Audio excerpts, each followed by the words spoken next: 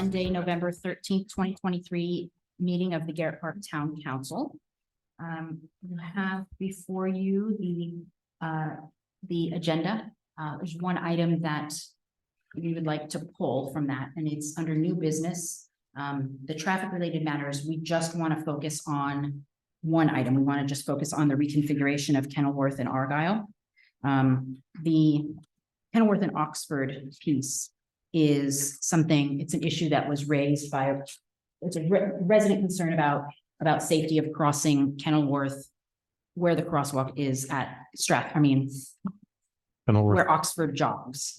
And so we've started to look at that, and when we did the agenda, it sort of felt like we were further along with that than we really are. So just wanted to let you know that this is an area that we're looking at, but not necessarily tonight. Okay. Is there anything else that you would like to change from the agenda, or is that everything else work? I'm good. I'm good.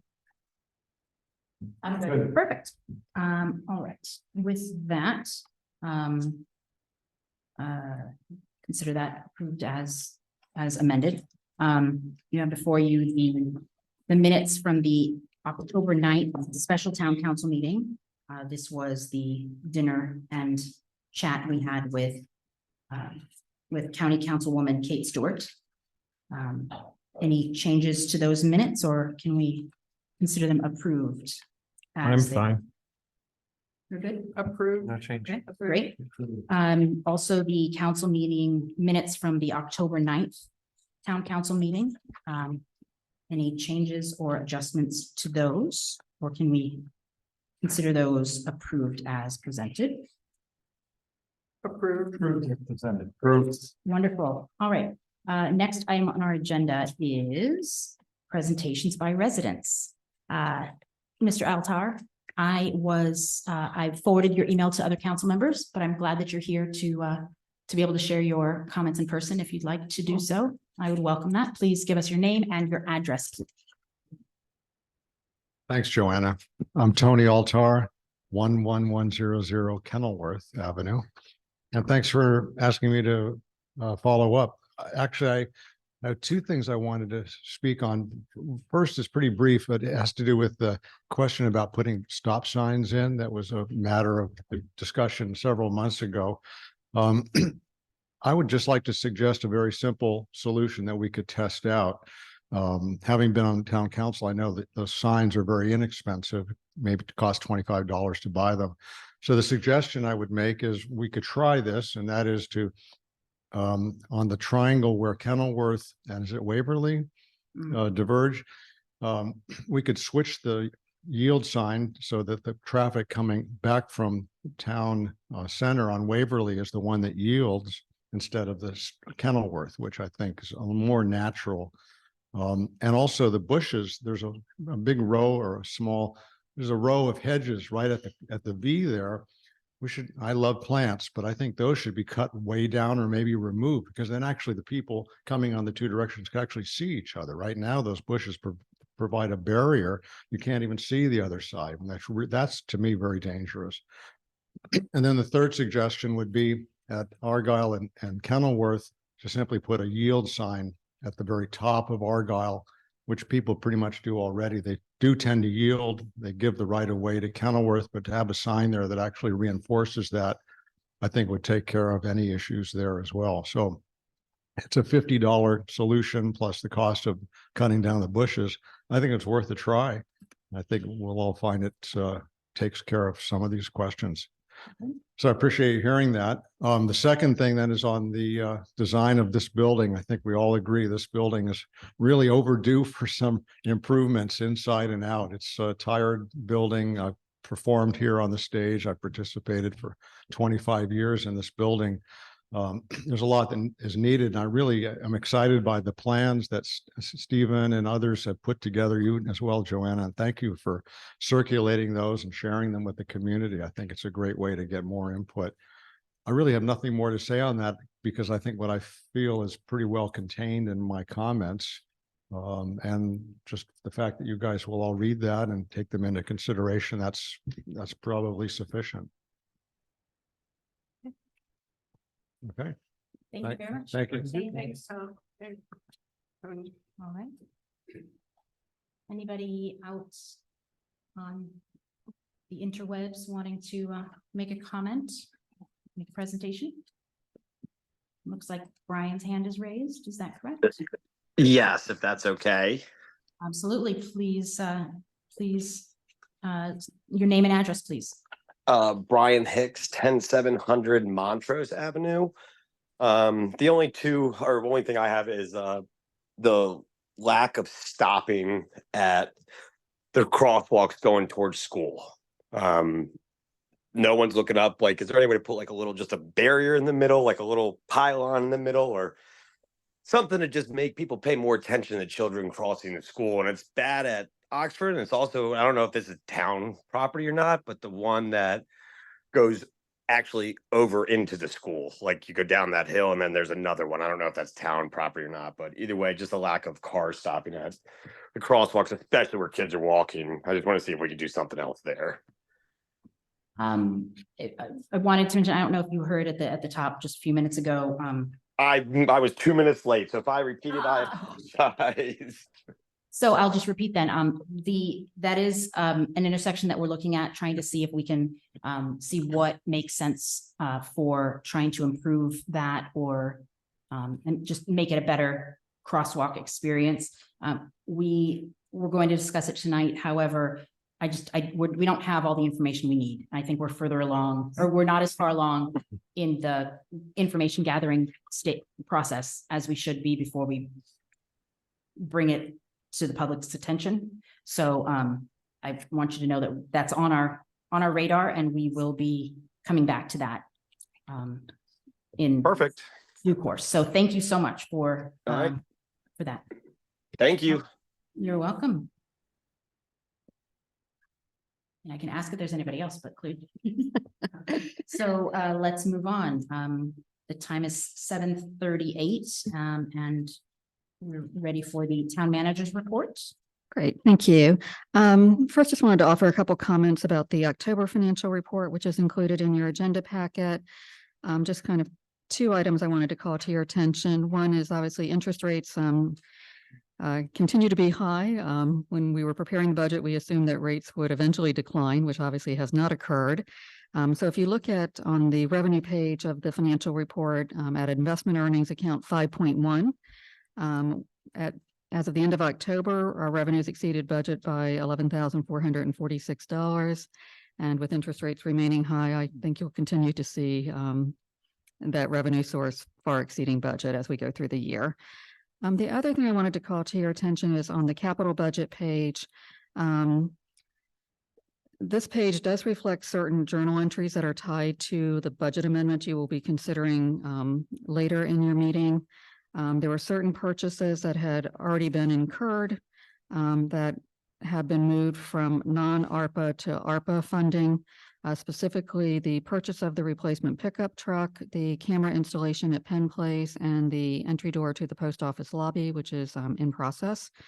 These journal entries were necessary in preparing the introduction of the FY 2024 budget amendment number 1 that you'll be considering later tonight. If for some reason that budget amendment does not end up getting adopted, then those journal entries would be reversed. Or what's the total of the journal entries for those 3 items? They total, look, Lisa, it's roughly $97,000.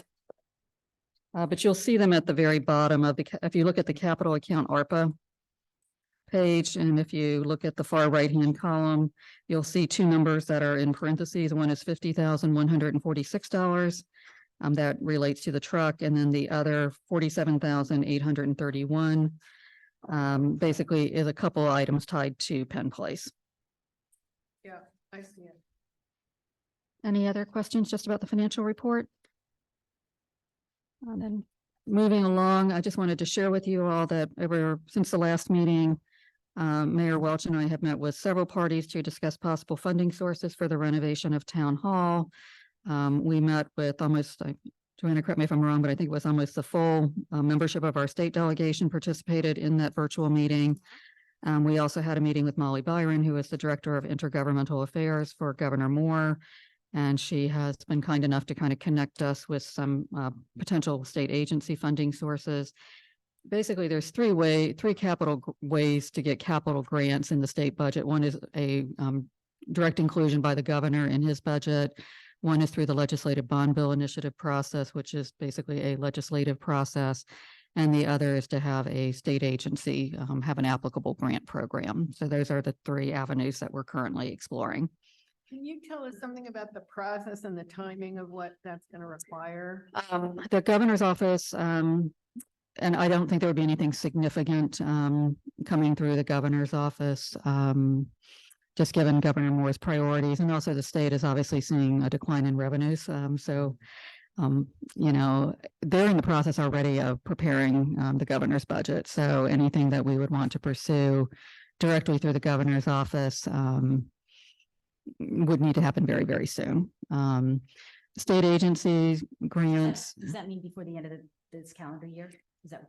In all likelihood. In fact, Ms. Byron actually said if there was something we wanted to request, we should do it as soon as possible. But we obviously required to submit. I mean, what do we need to do to submit? they don't really have with the governor's process. I'm saying political in a small piece sense. They don't really have a formal application process or anything like that. I think anything that we would possibly see through the governor's office, I think would be fairly minimal, probably in the 5 digits, not 6 digits, if even that.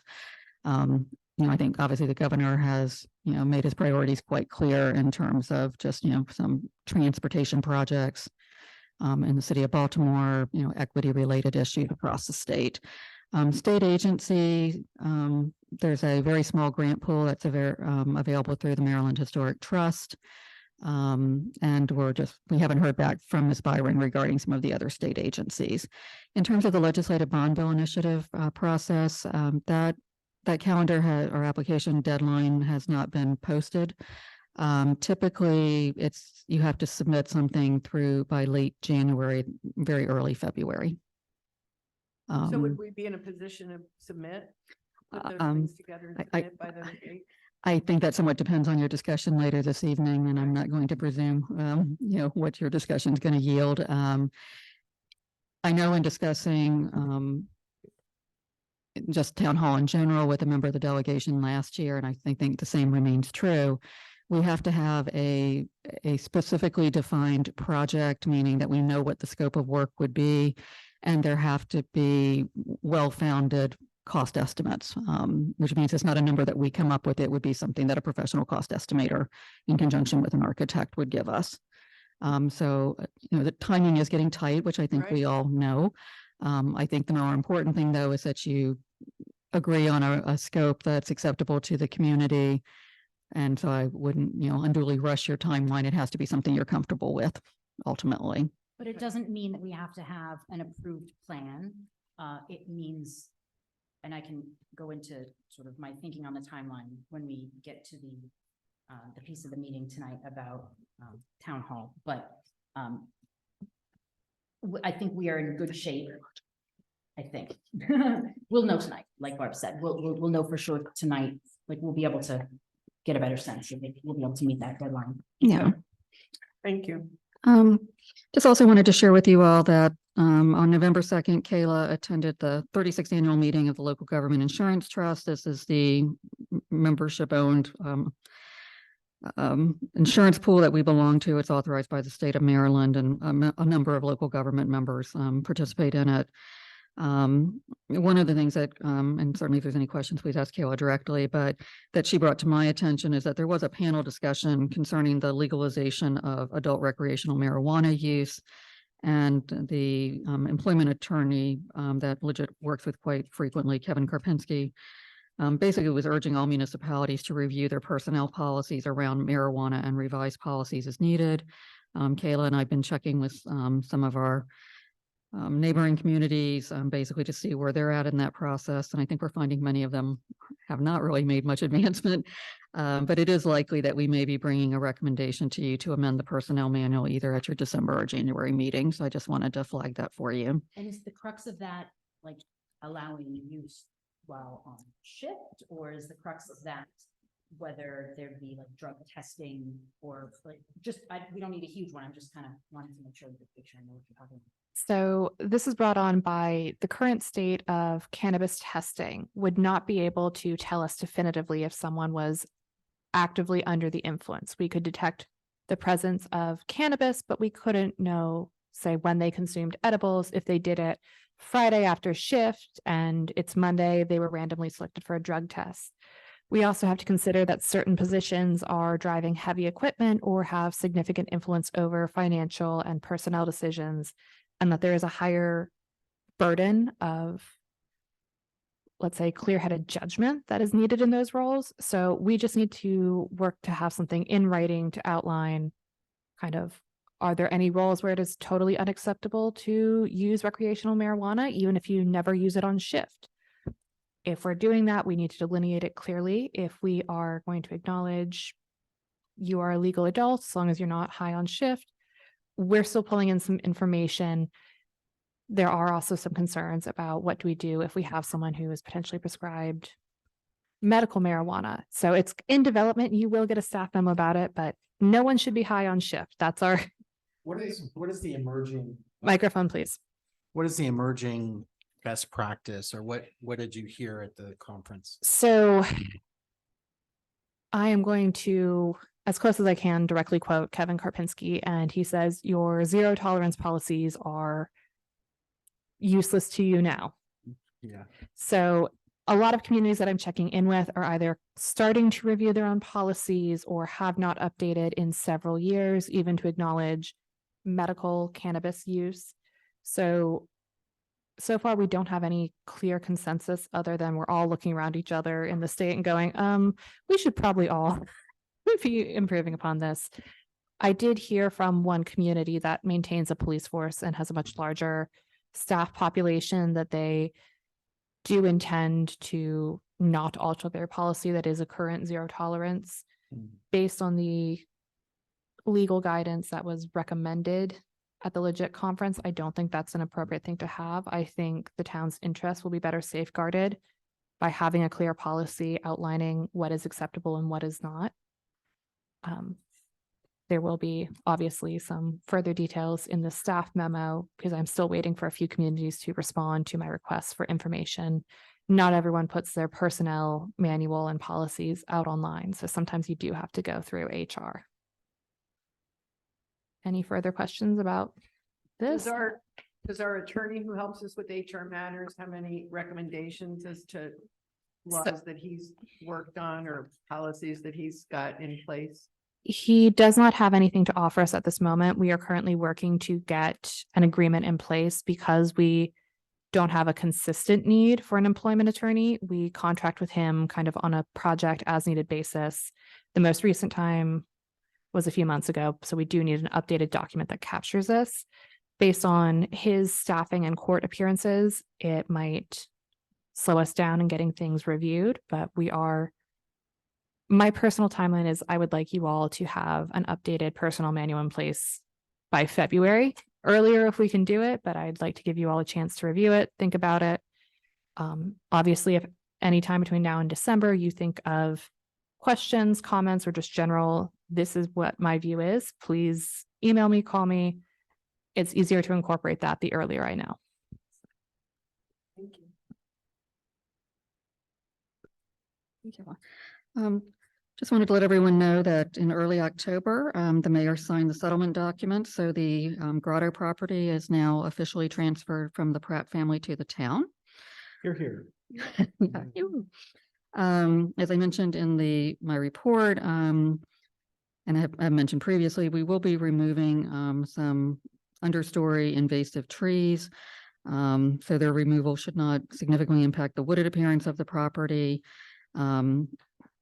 We are in the process of obtaining pricing from one of the tree service companies that we have under contract, and there was actually some email correspondence about that. So I'm hopeful that we should have that pricing soon. Certainly we'll be notifying the community before that work commences, particularly the adjacent neighbors.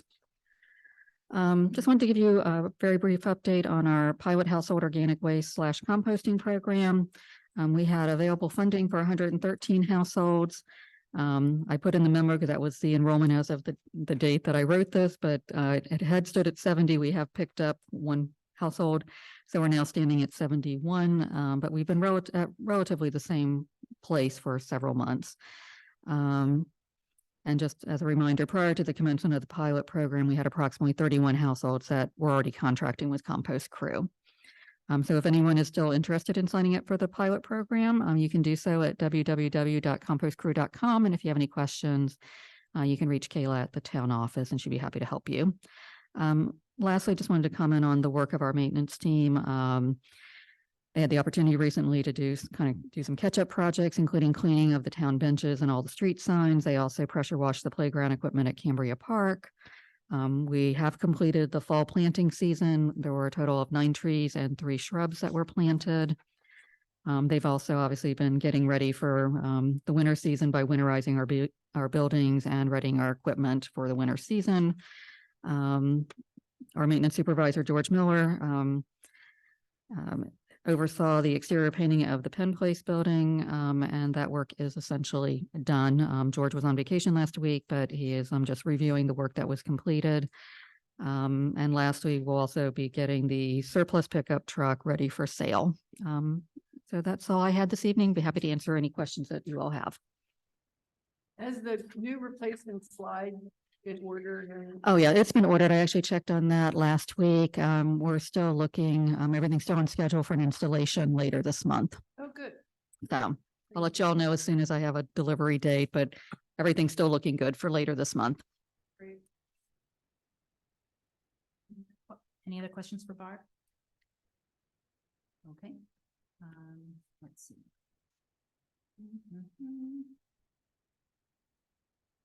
Moving on to the next item on our agenda. The time is 7:02 and we are moving to ordinance number 2023-5, amending the FY 24 budget. And a reminder, this is not a big overhaul of the budget. This is only the portion related to ARPA funds. So Town Manager Matthews. Okay. I think as most of you recall, because you were part of this discussion, but back in November of 2022, you discussed and agreed on how you wanted to allocate the federal funding we received under the American Rescue Plan Act, or ARPA. The decision at that time was to allocate funding to the town office renovation, with the remainder of the monies allocated towards the town hall project. We had a discussion last month at which Mayor Welch and I brought forward the idea of reallocating all or a portion of our ARPA funds currently designated for town hall to other funded capital projects, which in turn those already budgeted funds would replenish the non-ARPA funded town hall renovation project. And the goal of doing this was to make sure that you all had sufficient time to make a thoughtful decision on the town hall renovation project, that you weren't feeling unduly rushed to meet the deadlines that were associated with the use of ARPA funds. The town council did agree with that recommendation and asked that I bring forward an ordinance to amend the FY 2024 budget accordingly. Included in your agenda packet tonight for your consideration is ordinance number 2023-5, which would modify how certain capital projects are funded. The projects that are addressed in the ordinance include the following, which would be the purchase of the new pickup truck and associated equipment, the exterior painting of the Penn Place building, the installation of interior and exterior cameras at Penn Place, the replacement of the Penn Place entry door to the post office lobby, and the purchase of replacement light poles and fixtures for Strathmore Avenue.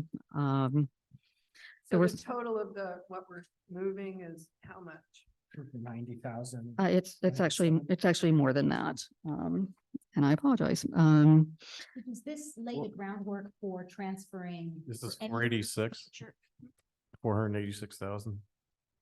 It's not quite that Yeah. much. No, it's not quite that much. Yes, thank you, Jerry.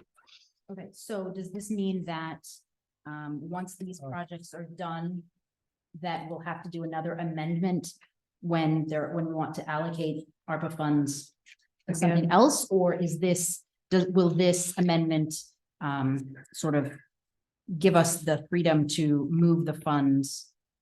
I mean, this is all for our own accounting anyway, but for us to move the funds as projects that are otherwise funded.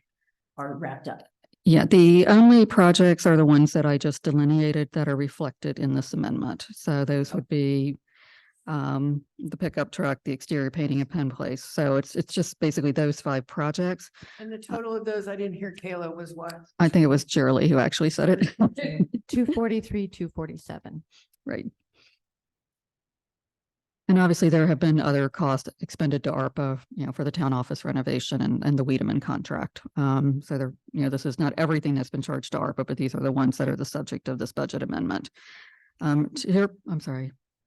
Okay, to Joanna's point, there are certain projects that could be allocated to ARPA that are a little bit too much in flux right now to include. Those would include the Waverly Sidewalk Replacement Project that you'll be talking about at this point until there are decisions on certain issues. There's just not a defined enough scope for me to actually give you a dollar amount for that. Hopefully that will not be the case after tonight. There were also some other capital projects, such as repair of the wall adjacent to the pool property. The scope of that project actually has increased compared to what was originally envisioned. So there's actually insufficient funding in the capital budget to basically make the, one-on-one switch. But if we were to want to use payroll, for example, to transfer to payroll is an already funded item. We would have to do another amendment at that point. We would, because right now all the payroll costs are basically showing up in the operating budget. Once again, we have a little over a year at this point. I think if we look at doing some of the idea with some of the projects that you'll be talking about later this evening, including, Kenilworth and Argyle, whatever we do with Waverly, the most cost-effective thing would be for us to take all those projects and bundle them into one sort of super project and bid that. But at this point, I have no idea what that number would be because you all haven't discussed them and agreed that you wanted to go forward. So we have to do another ordinance to move more money. Right now, we're only moving 240. Correct. Right. These are the projects that I felt that either are actually completed, such as the installation of the cameras. I think once you have further discussion about some of these items, you can certainly move them, allocate them directly to ARPA at the time, after you award a contract, for example, for the paving project in the spring, or other projects, just as the scope is a little bit better defined. Gotcha. So this ordinance has built in a backstop so that we don't just suddenly start charging everything to ARPA, but that we sort of, it's limited. This ordinance only allows us to do these 5 things. Right. Correct. And although if we make decisions tonight, we can amend it next month. You could amend it, but I would say, since you can kind of amend things and move them at any time, we really won't know. I'm just going to say, if we throw it together, the paving and the curb work that was already planned, and we add in Kenilworth and Argyle, and you add in Waverly, it would probably make more sense just to wait a little while until those projects are actually bid and you actually have a firm number than just plugging in a number that's sheer speculation at this point. And then do another ordinance. Correct. But we still have 837,000 to move or spend by the end of next year. The funds don't have to be fully spent. They need to be obligated, which means there needs to be a contract. You're Right. considering one of those later this evening, which would be for the town office renovation. Yeah, and you'll be making some decisions tonight. So I don't have any concerns about the ability of the town to spend the funds or obligate the funds by December 31st of 2024. Agreed. But I just wanted to make sure that Right. this ordinance isn't carte blanche to start moving the funds around, even for funded projects. This is meant to be an isolated. And there's some misunderstandings in the community that we could help allay fears.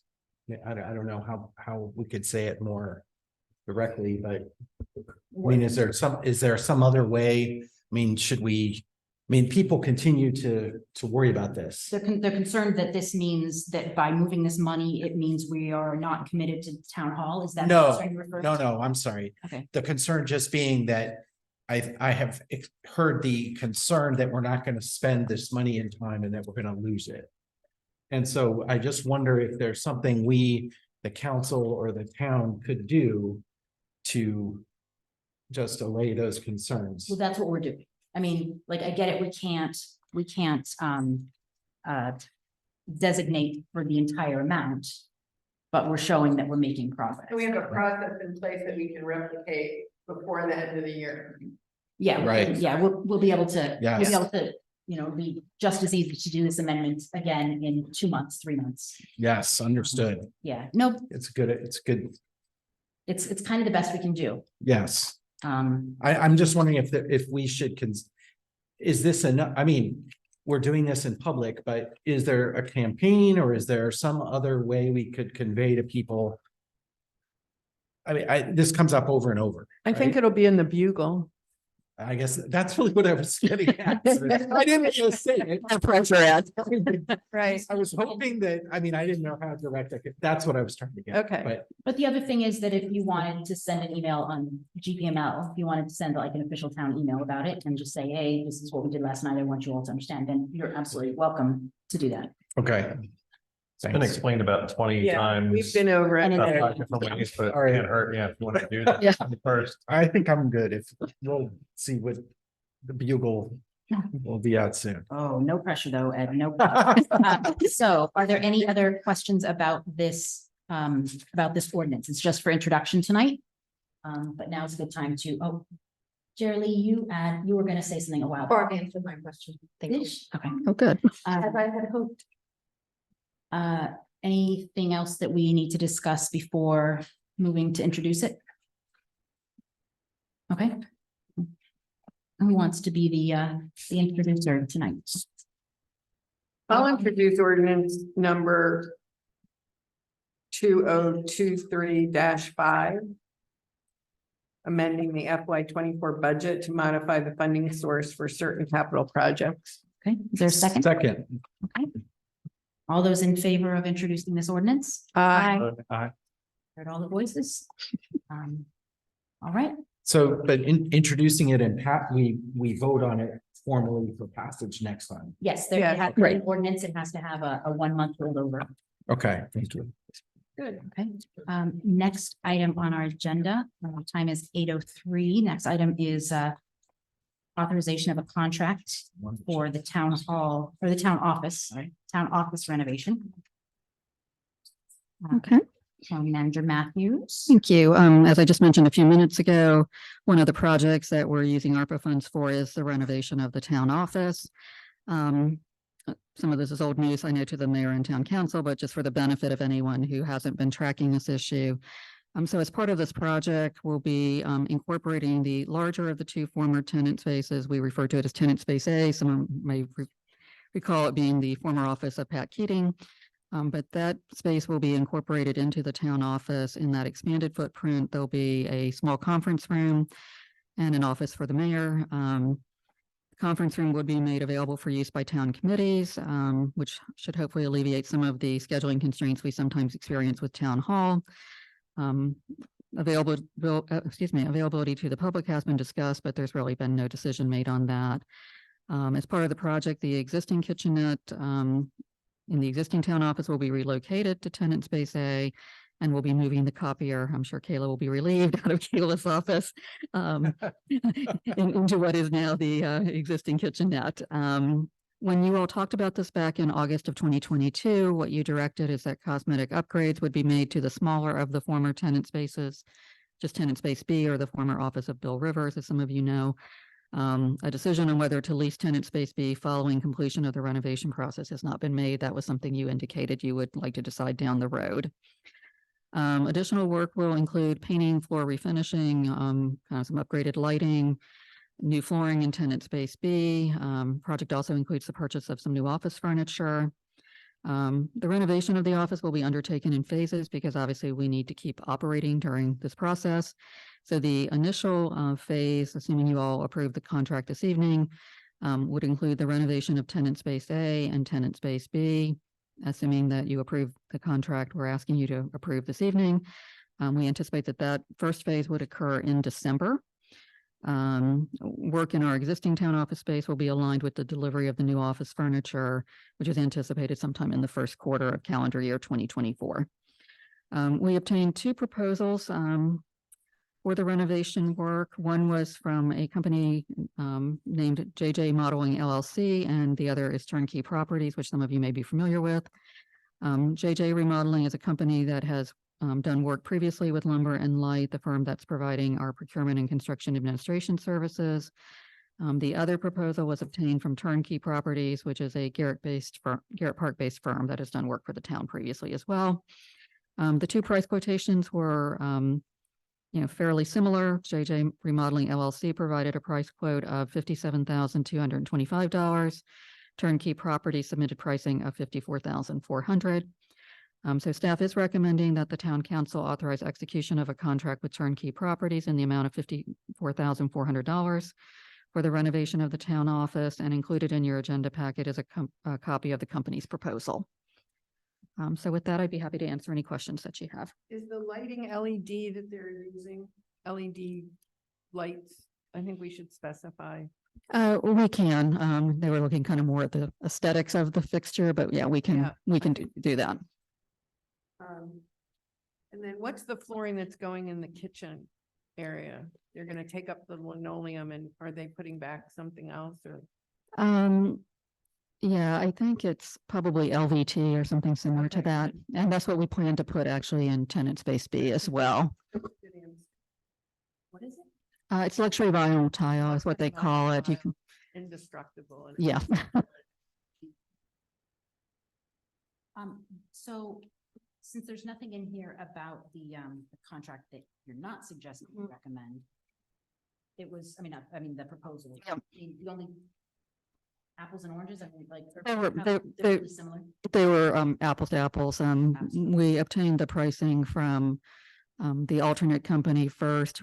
Basically, George Miller assisted me. We basically whited out all the pricing to make sure that they were comparable. I would say the proposal we got from Turnkey was a little bit more detailed, which was also attractive in terms of just, they broke things down a little bit more refined. Barb, I'd recommend that the plumber get the WSSC permit. That might be the most cost-effective way to Okay. do it. We can mention that to Danny. Chris, how does, two questions. How does the overall budget look for the project? Looks like a lot of things in here are just labor. It's the furniture. Packaging that's coming. Yeah, I actually had a meeting with Lumber, the owner of Lumber and Light earlier today. The furnishings are coming in. We got a few final items that we just need to select, but right now everything looks like we may actually come in under budget for the project, because the furnishings were probably about $18,000 less than what they were expecting. What were they expecting? I apologize, Stephen, I don't have all the furnishing numbers in front of me. Do you have a ballpark of total project is all in the labor and? Well, they're high. Yeah, hold on a second. No, so I had trouble finding it. Do we have a link to the current plan on the website? We do not, you mean the furnishings plan? Like the whole plan? I don't think I've seen it in a long time, so I'm not really remembering what the layout was. Yeah, I can send that to you.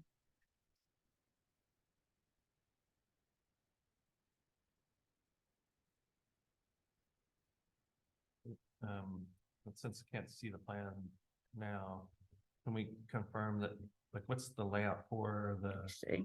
sounds like a conference room would be able to be used after hours? Is that something where you have to go through the office suite? No, Or do you no. go right to the hallway? No, We're using it because there was another entrance into that space that. right. This heating will have, I don't know the mechanism, but a keypad, or it'll have. Yeah, time lock. There'll be something about it that allows, Yeah. for someone to be able to get that space where they won't have access to any of the Yeah. other parts. We're looking at using, as the mayor was alluding to, just as there's a keypad entry that staff can use to get into the office instead of a key.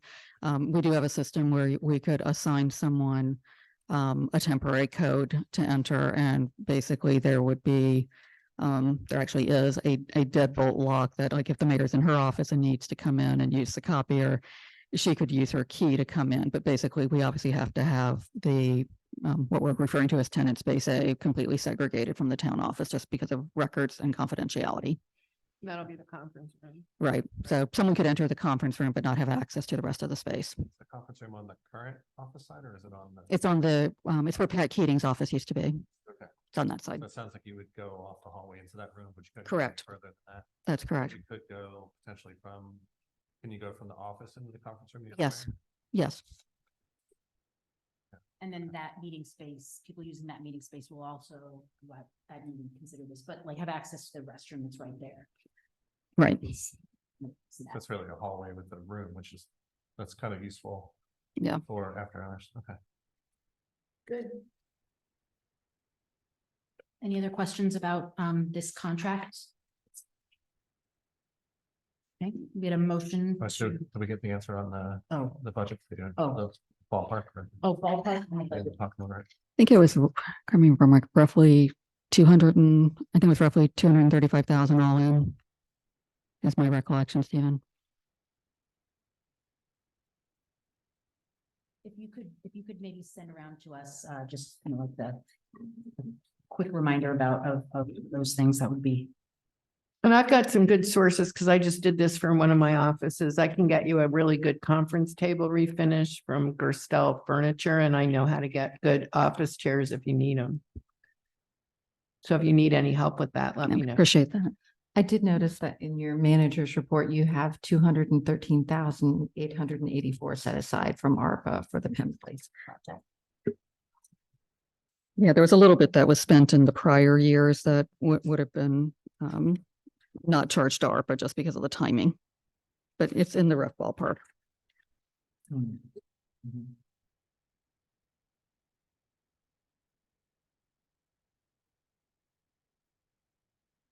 Need a And- motion? Yeah, anybody looking for a motion in this authorize this Motion, contract? motion to authorize contract of turnkey properties for the town office renovation. Is there a second? I'll second. All those in favor? Aye. Sounds unanimous. All right, great. Moving on, the time is 8:13, and Town Manager Matthews, you are still up at that. Talk about the Waverly Sidewalk Replacement Project. Tonight's discussion is a continuation of discussions you've had in the past. So just to kind of recap where we've been, back on May 8th, you all discussed this project. At the conclusion of the discussion, the direction you provided were to increase the sidewalk width from the existing 4 feet to 5 feet. In lieu of the railing that had been proposed by staff, you directed that there be a 6-inch curb installed on the slope side of the the sidewalk. And then to the extent possible, you wanted to have some gentle curves in the sidewalk configuration while still maintaining a minimum 5-foot planting strip. You also confirmed at the meeting back in May, the installation of conduit as part of the sidewalk project. And it was agreed at that time that the lighting installation would be handled under a separate contract, since it would be subcontracted out anyway. So we would just avoid the markup by doing so. But I think we have to identify where the light's gonna go so the conduit can be installed. Correct. You had another discussion concerning the project back in June. At that time, you reviewed a concept plan that was prepared by Clark Azar and Associates. And you approved the sidewalk alignment as depicted in that concept plan. And just as a reminder, that concept plan basically kind of laid out the gentle curves in the sidewalk configuration that you had talked about back in May. At that time, you advised that Clark Azar could proceed with the detailed drawings based on that concept plan. Also during that discussion in June, Councilmember Schul presented information about the project, and as part of his presentation, he shared several examples of bollard style light fixtures. A copy of his presentation back from June is provided in your agenda packet as attachment 1. Back in August, when you were on recess, I emailed draft plans that were prepared by Clark Azar to you for additional review and comment. Those plans, which are a little outdated because there is a tree that has been removed since that time. But those plans that I circulated back in August are provided as attachment 2. I did receive a number of comments about those plans. And basically, those are some of the issues that we want to talk about tonight in addition to lighting. Assuming that decisions are made probably this evening on the remaining elements that are still under discussion, This project is tentatively slated to go out to bid in January of next year. So as I mentioned, it was envisioned that the lighting installation would occur under a separate contract. However, we do need to select a fixture so that Clark Azar can arrange for a photometric study. The photometric study will determine the number of fixtures that are required to provide appropriate illumination and guide the design of the electrical work as Lisa was just alluding to. As I mentioned just a few minutes ago, during his presentation back in June, Councilmember Schulp had shared examples of bollard style light fixtures. He presented them, but it was fairly late in the evening and there really wasn't any substantive discussion concerning some of the examples he had presented. I can bring up a copy of his presentation if you would like. As you're considering the selection of a lighting fixture, I did want to just mention that, bollard lights are actually, very low light. That is the way they are configured. I did have some discussion with Jason Azar concerning the possibility of a lantern or a pendant style light that would be mounted about 10 to 12 feet high. In my estimation and Mr. Azar's, this would be a reasonable scale for the area and should blend in nicely. One of the items that was included in your agenda packet as attachment 3 was a sample light fixture that Jason Azar had identified as a possibility. This is simply for discussion purposes.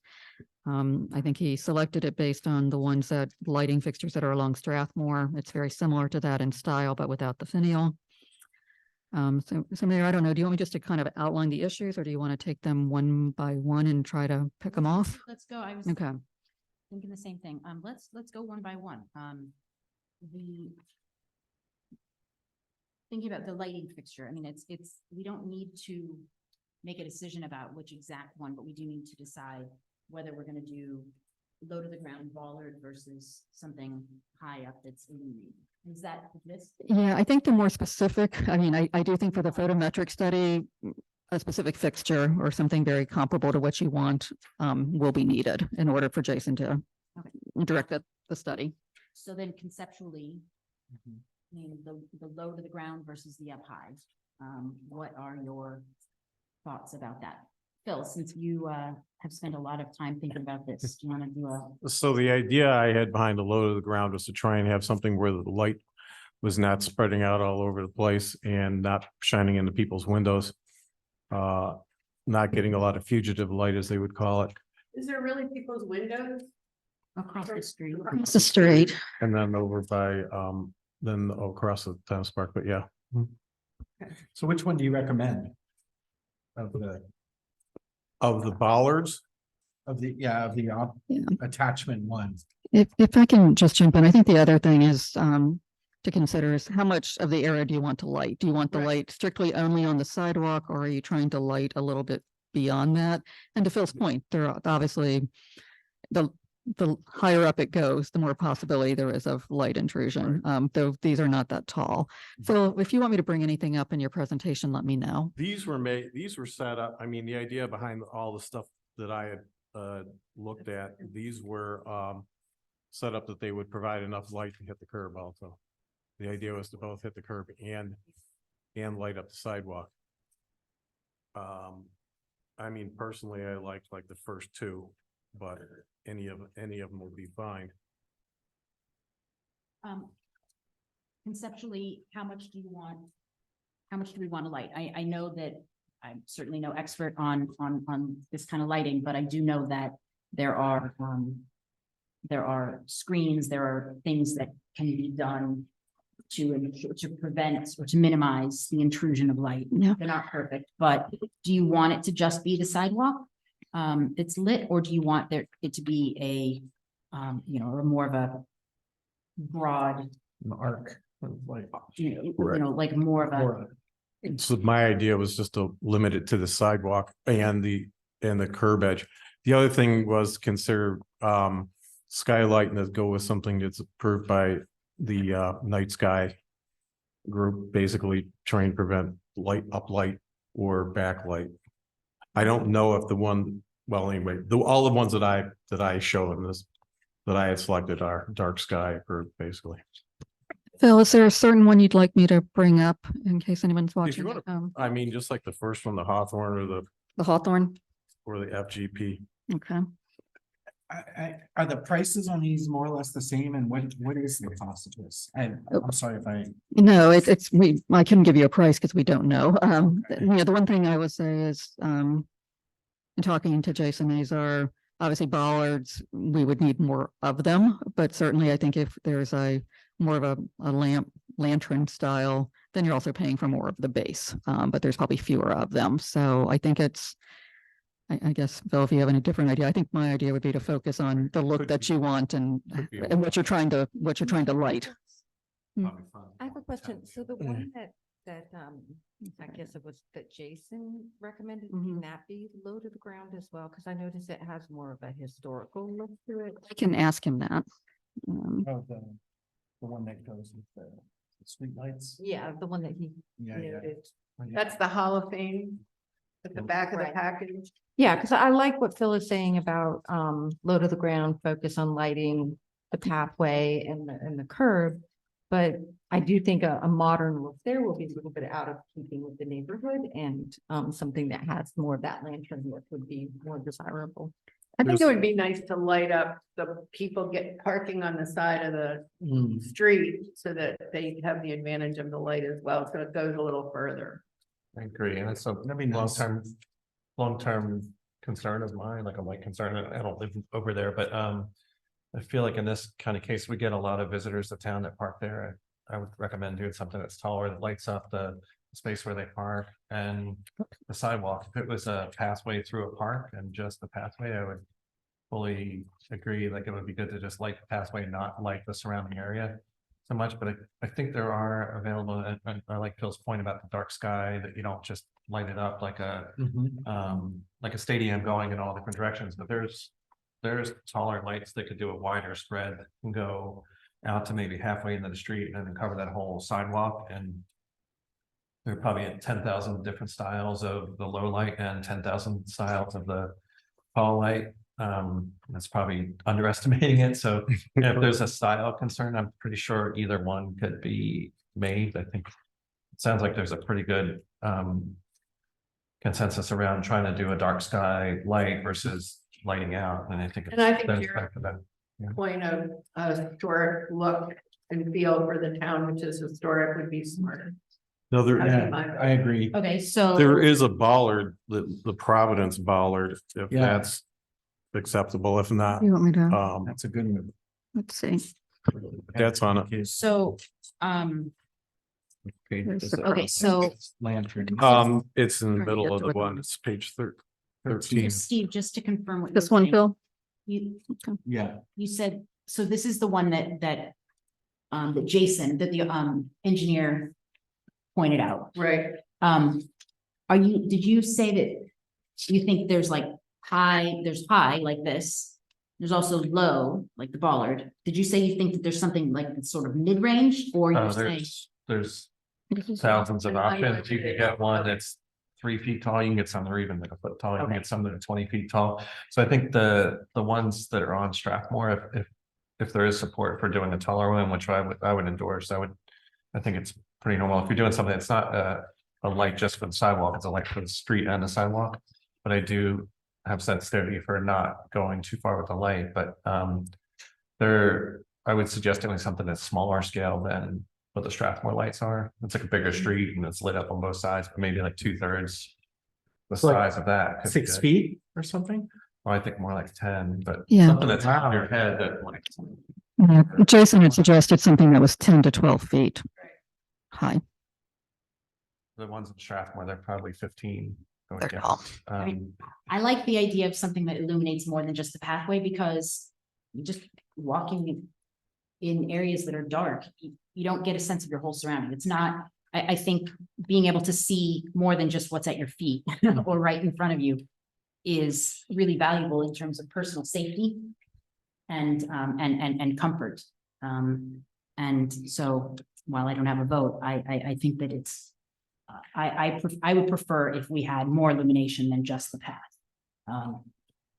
But, if we're talking conceptually, it sounds like we'll still need to do a little bit of shopping around to find a specific thing perhaps, but that doesn't necessarily have to be something that we need to decide tonight, a specific light, but if we can Sure, get a yes. sense of, come to consensus on low versus higher. If we approve a concept, can the issue of just shopping it be, would we have to vote again or could we? On the, A specific fixture is needed to do the photometric study, Right. so, But does council- I mean, but does council need to decide that specifically or? But- I guess I that- would suggest that we do just from the aspect of, or, I mean, just from the concept and submission, I mean, and I'll be happy to look again. I went through, God knows I went through how many bollards, but I mean, like. And the there are bollards are 2 feet or, about yay high. okay, and so Steve is saying sort of 3 times that high. I mean, I'm fine either way. I just want to know what It would do you guys be- think? Another thing to It'd consider. probably be up to that, the lower green trim piece there, I think. And does that sound good? It's fine. I mean, the dark sky and the thing that I would be looking at would be to look at the photometric pattern to make sure that the thing's not wandering off. And we try and keep it confined to an area. So it's Uh-huh. like confined maybe from the center line of the street to the edge of the far edge of the sidewalk. Yeah, I think we should look at photometrics for this fixture and find out how tall it is, Barb, and what the choices are, and then do the study, but I would vote for this fixture. Although I think we could maybe give the guideline to look at the ones on Strathmore, it does What? make sense Sherwood's to Road is- see No. if we can have to look, a similar look and feel. Isn't that what that is? that's, It's yeah, very similar, although there's not a finial on top. I'm looking at it on Google Maps right now. no, it does not have a finial, that's correct.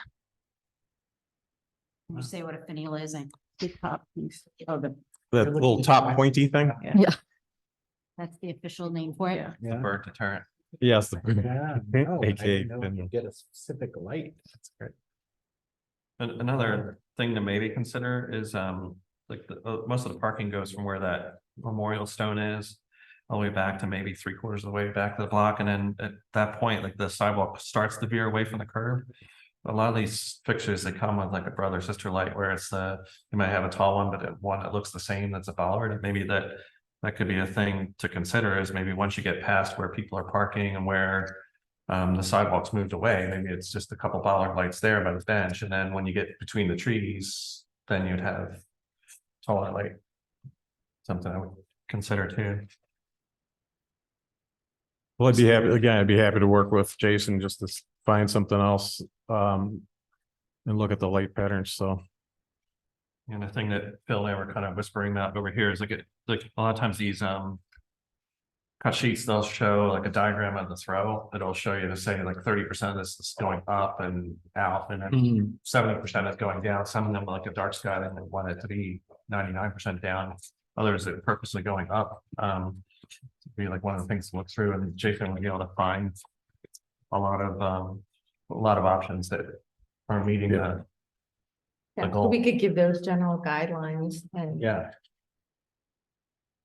Seems like we have an agreement more or less. Okay, so, in order for this to be ready to go out to bid in January, we will need to make a decision on the actual light itself. Well, or actually, well, I mean, yeah, we will, right? But Barb, we're gonna need to Yes, decide on the actual fixture like next month. yeah, I mean, I think if we're not making a decision till next month, this project will not, and I don't think this is definitely a deal breaker, but this project will not go out to bid in probably go out to bid in January, because it'll take some time to get the study. There's the holidays. It does impact the electrical. So it just, I think it's very important that you be happy with it, but I just wanted to say, I don't think we'll be hitting the January bid issuance date that I mentioned earlier. This project was part of this jumbo project that we were trying to. target? Yes, yes, it was. So this would also affect speed bump on Weymouth. This would also affect if we take action, do something on the top of Argyle. Mhm. All those things. Okay. Right. And also at the community center, yeah? David. No, that's- Yeah, the community center was going to be separate, probably. All right. Yeah. But if we, so is there some way that we can make a decision that, or that we can give guidelines and come to a decision away from this meeting. I mean, this is not deciding on on a thing. It doesn't have to be done in public. I mean, Right. we can, what information do we, We can give a concept. Some general guidelines. Okay. So- Barb could act on with maybe some input from one or two folks. I've got some, I wrote up a bunch of in my thing, a bunch of general guidelines that I used when I was coming up with it, like, well, and this one says short and relatively unobtrusive, but just get rid of the short. But that was the first one, but the second one was aesthetic qualities to be in harmony with the area, like Penn Place, look and feel of Garrett Park. Ruggedness must be designed for municipal commercial environment. Hold up to typical GP weather, light distribution, light up both the sidewalk and curb, although we can extend that a little bit. I can Out to the cars part. out to where Towards the the cars middle of parked, the- or middle of the street. How about to, And not lighting up and having it dark on the top, so the light only goes down, not up. Right, yeah, that's part of actually on the next page is international dark sky approval, which basically means it emits zero uplight. and then one more might be to come as close as possible to replicating the Strathmore streetlights. if Yeah, people follow the agree. general look and feel. Yeah. That- General look, you all agree with that piece of the general look and feel of what we have at Strathmore? Yeah. All right, so we have that criteria. Barb, what are we saying that we want Barb? No, a few of us to decide this in the company, to use these criteria to find something so that we can have a decision given to Jason before the next meeting. Probably. Well, Jason can find the fixture. Well, actually, the fixture that, the one that was more of a lantern style was actually what Jason gave me Right. as a suggestion, Right. trying to mirror Strathmore. Right. that's a little different than Strathmore, but it's Yeah. pretty close. Yeah, That sounds like we're trying to keep the door open. If Jason finds one that's better for light down versus up, then. But it's just a matter of finding that information out about this, because, right, weren't Yeah. you saying we Right. need to know Yeah, if this? Yeah, do we know if you ran it across against the criteria that Phil mentioned in terms of the distribution? the light? I mean, I think certainly, anything that's a lantern style light is, I don't know that it's gonna be, it's not as close to the ground as, it's a trade-off, I think, between what you want to light and what, How tall? what it might is. show. I'll Yeah. give you a quick, I'll give you, Okay, I'll edit it right now. yeah. And send it to you. Or get- Yeah, so I guess my question is, I mean, Phil and I can have a conversation, I can have a conversation with Jason. Is this something that needs to come back in December, or who are we who is the deciding authority? I'd Um, like to recommend that we maybe delegate it to the mayor, the town manager with Phil's input. Is everyone fine with that? And as long as the fixture meets the criteria that Phil just went over, I think we can all just agree to go Okay, forward. if you were good with that, I just wanted to be Yeah. sure. Excellent. Okay. Okay. So, wanna vote? nope, I think there seems to be a consensus. So another criteria about the sidewalk I wanted to talk about tonight, in Stephen's review comments, he suggested that the new sidewalk be placed at the approximate location of the street curb. And as sure most of you know, the elevation of the existing sidewalk, is lower. When Jason did his original plans, I think he was unaware of, Phil Normandy's, thoughts that the trees wouldn't survive construction in any event. So Jason showed this existing sidewalk elevation being maintained, which means it's below the curb in an effort to save some of the trees. Since Phil Normandy doesn't believe the trees would survive the construction process anyway, and he has recommended their removal as part of the project, this would allow the sidewalk to be raised to curb level if that's something that you all would like. If the sidewalk is raised to curb level, Jason Azar advised that an extended curb or retaining wall would be needed along the entire length of the sidewalk, which is something I know Phil and I have discussed previously.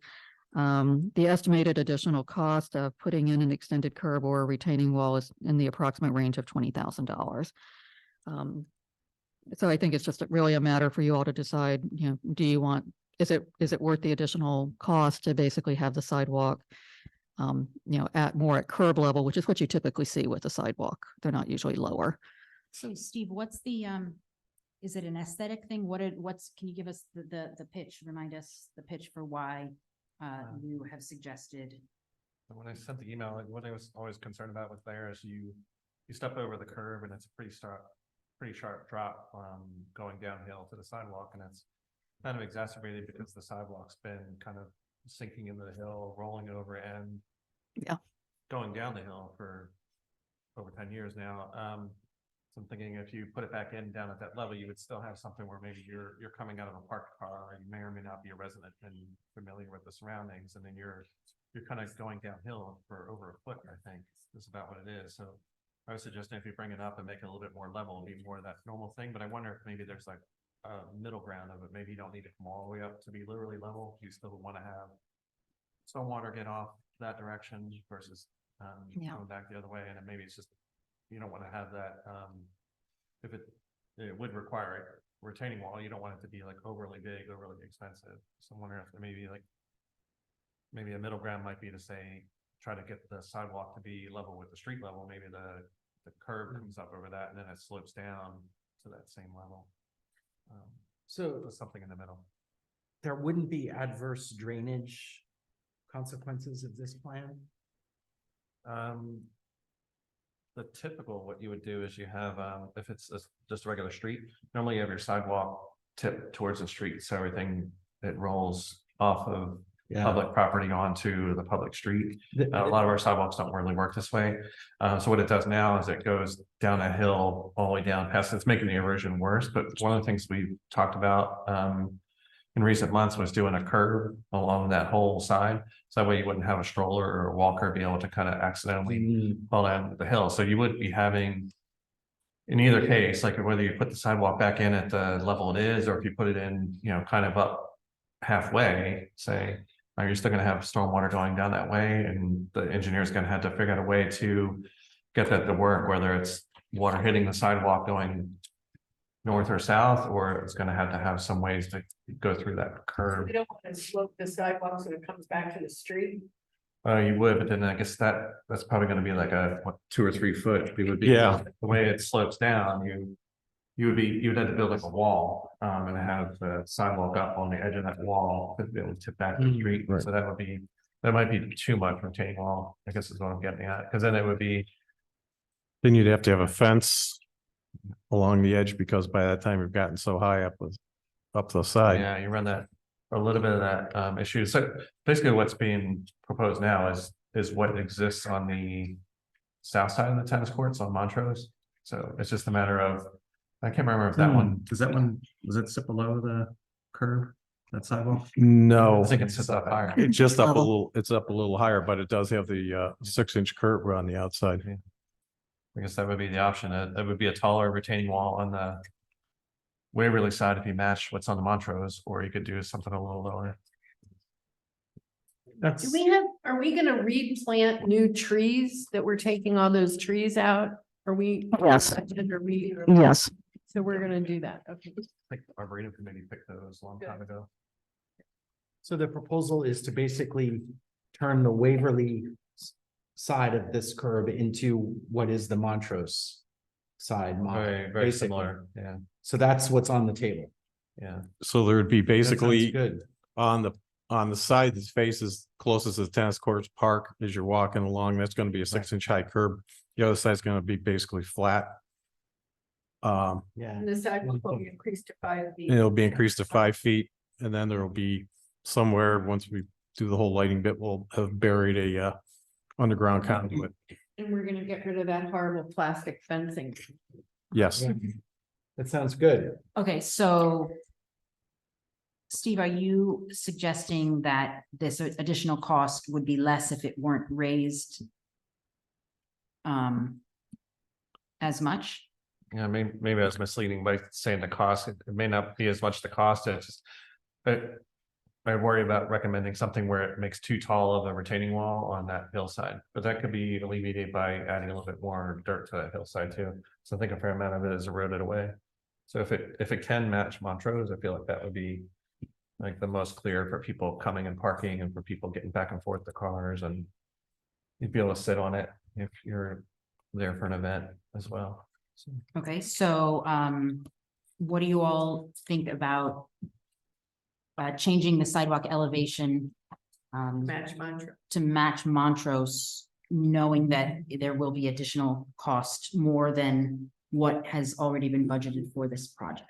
Wait a second. So when you say match Montrose, do you mean that you're gonna make it, because Montrose, I think, is basically the same, is the sidewalks essentially level the top of the curb. Right. And then the one side has the 6-inch high barrier. And then that would mean that if you wanted to do the same thing along Waverly, we would have to bring the sidewalk up 1 to 2 feet, depending on where we were, to match the top of the curb. I just want to make sure we're all on the same page because I'm kind of confused. yeah, that's the big thing we're discussing, whether you, like right now, the sidewalk for Waverly is sitting down Yeah. probably almost 2 feet. Like, do you bring it up so it's the same diagram as Montrose or? So that, Or do- that's what would cost an additional $20,000 estimated, is bringing it up a couple of feet. Is that what you're, yeah, that's what you're saying? The 20,000 is just for the curb along the side. I don't think it's- No. Because the curb side's always been there. 20,000 in relation to what for a total? Well, it's an additional 20,000, you say. Trying to remember what our. budget what, was. like, what is budgeted? Yeah, what we've seen this project in, it's all in. I feel like it's one of those ones where. It's worth it if it's better for the next 40, 50, 60 years, but if it's. If it's If the not, sidewalk is raised to curb, if the sidewalk is raised to curb level, Mr. Azar advised that the extended curb or retaining wall would be needed along the entire length, the estimated additional cost in the range of $20,000. So, Okay. Bob, how much had we previously estimated this was going to cost us? Well, I mean, this project has sort of expanded in scope just as a discussion. I mean, no, but I mean, I think things such as lighting and, I think the most important, we have fairly significant funding in the sidewalk line item. We've got about $230,000.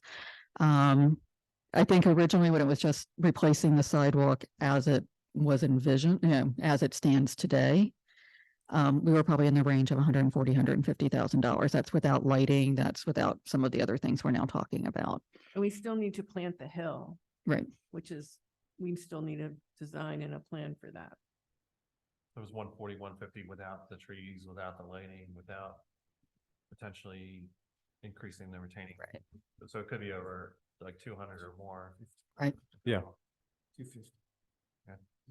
But. Hopefully not, hopefully not, hopefully, Getting could be, from this hopefully not. is Kind of, it would be sort of investing for the future of making this area that is very prominent. It is, Entry yeah. to our town. Maybe be investing in that. I mean, People fall and, Um, baby carriages need to be. Yeah. I mean, It's- it's inconvenient and there's safety considerations. so, I do have another question, Barb. Jason, factor in if you raise the level of the sidewalk, how it would align with the steps that go down towards the tennis court? Yes, he's aware. Yeah, because I think the assumption is that the steps that are going down would remain as they are today. That you add a step or something where the retaining wall goes by. I'll have to ask him about that. Yeah, there would obviously have to be a way to get over it. That's one of the other things he gave a price on it too, is whether or not to like replace those steps or. Yeah, I mean, Joanna, do you want me to jump into the next issue or stick with this one? Kind of time. right, they're mixed together. Yeah, I mean, I think the issue with the existing steps, which is what I included in the memo, is it's just as a reminder, we don't own the majority of this property. So if we were to, and I probably put a range that was probably too low based actually on my discussion with Jason, because if we go to one, we would need the permission of Montgomery Parks because much of the work would be on their property. There would be the cost of, removing the 2 sets of steps, obviously constructing a new set. More importantly, however, we would need a permit from Montgomery Parks. Jason and I are 100% convinced that if we were to seek a permit from Montgomery Parks, they would understandably require ADA access to be created to the park. Anytime you And start we don't want to touching. do that. You know, what would it probably mean? Jason and I kind of kicked around two options. One would be obviously that, the access be provided from the Waverly side, which would likely require both construction of a new set of steps, but also a switchback path. The other option we talked about is, could we designate one of the parking spaces down by the maintenance shed? But we would still have to build an ADA accessible path into the park. By the time you roll all that in together, assuming that Montgomery Parks would even grant a permit, they probably would, because we'd be, creating ADA access they're not paying for. We're probably looking in the range of 100,000 plus, Just So- for that. But Jared, all in. Yeah. your question was, if we're raising sidewalk, there's now, there will be a gap.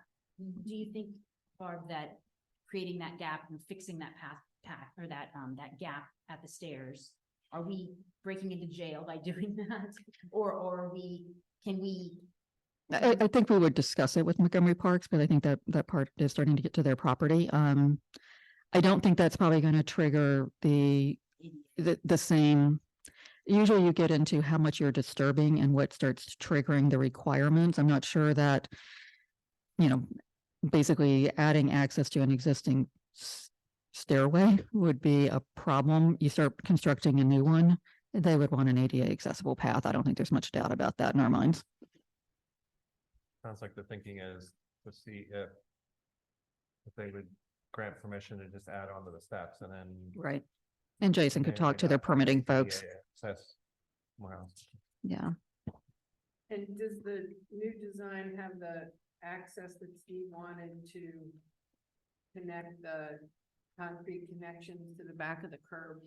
It was not shown on the plan that I circulated back in August. That's part of the reason why this is in the memo for discussion. I mean, I think it's certainly easy enough to, I call them concrete connects, but basically connecting the curb to the sidewalk. Right. Obviously, where people park and where people step out don't necessarily align with where you have them. Okay, Right.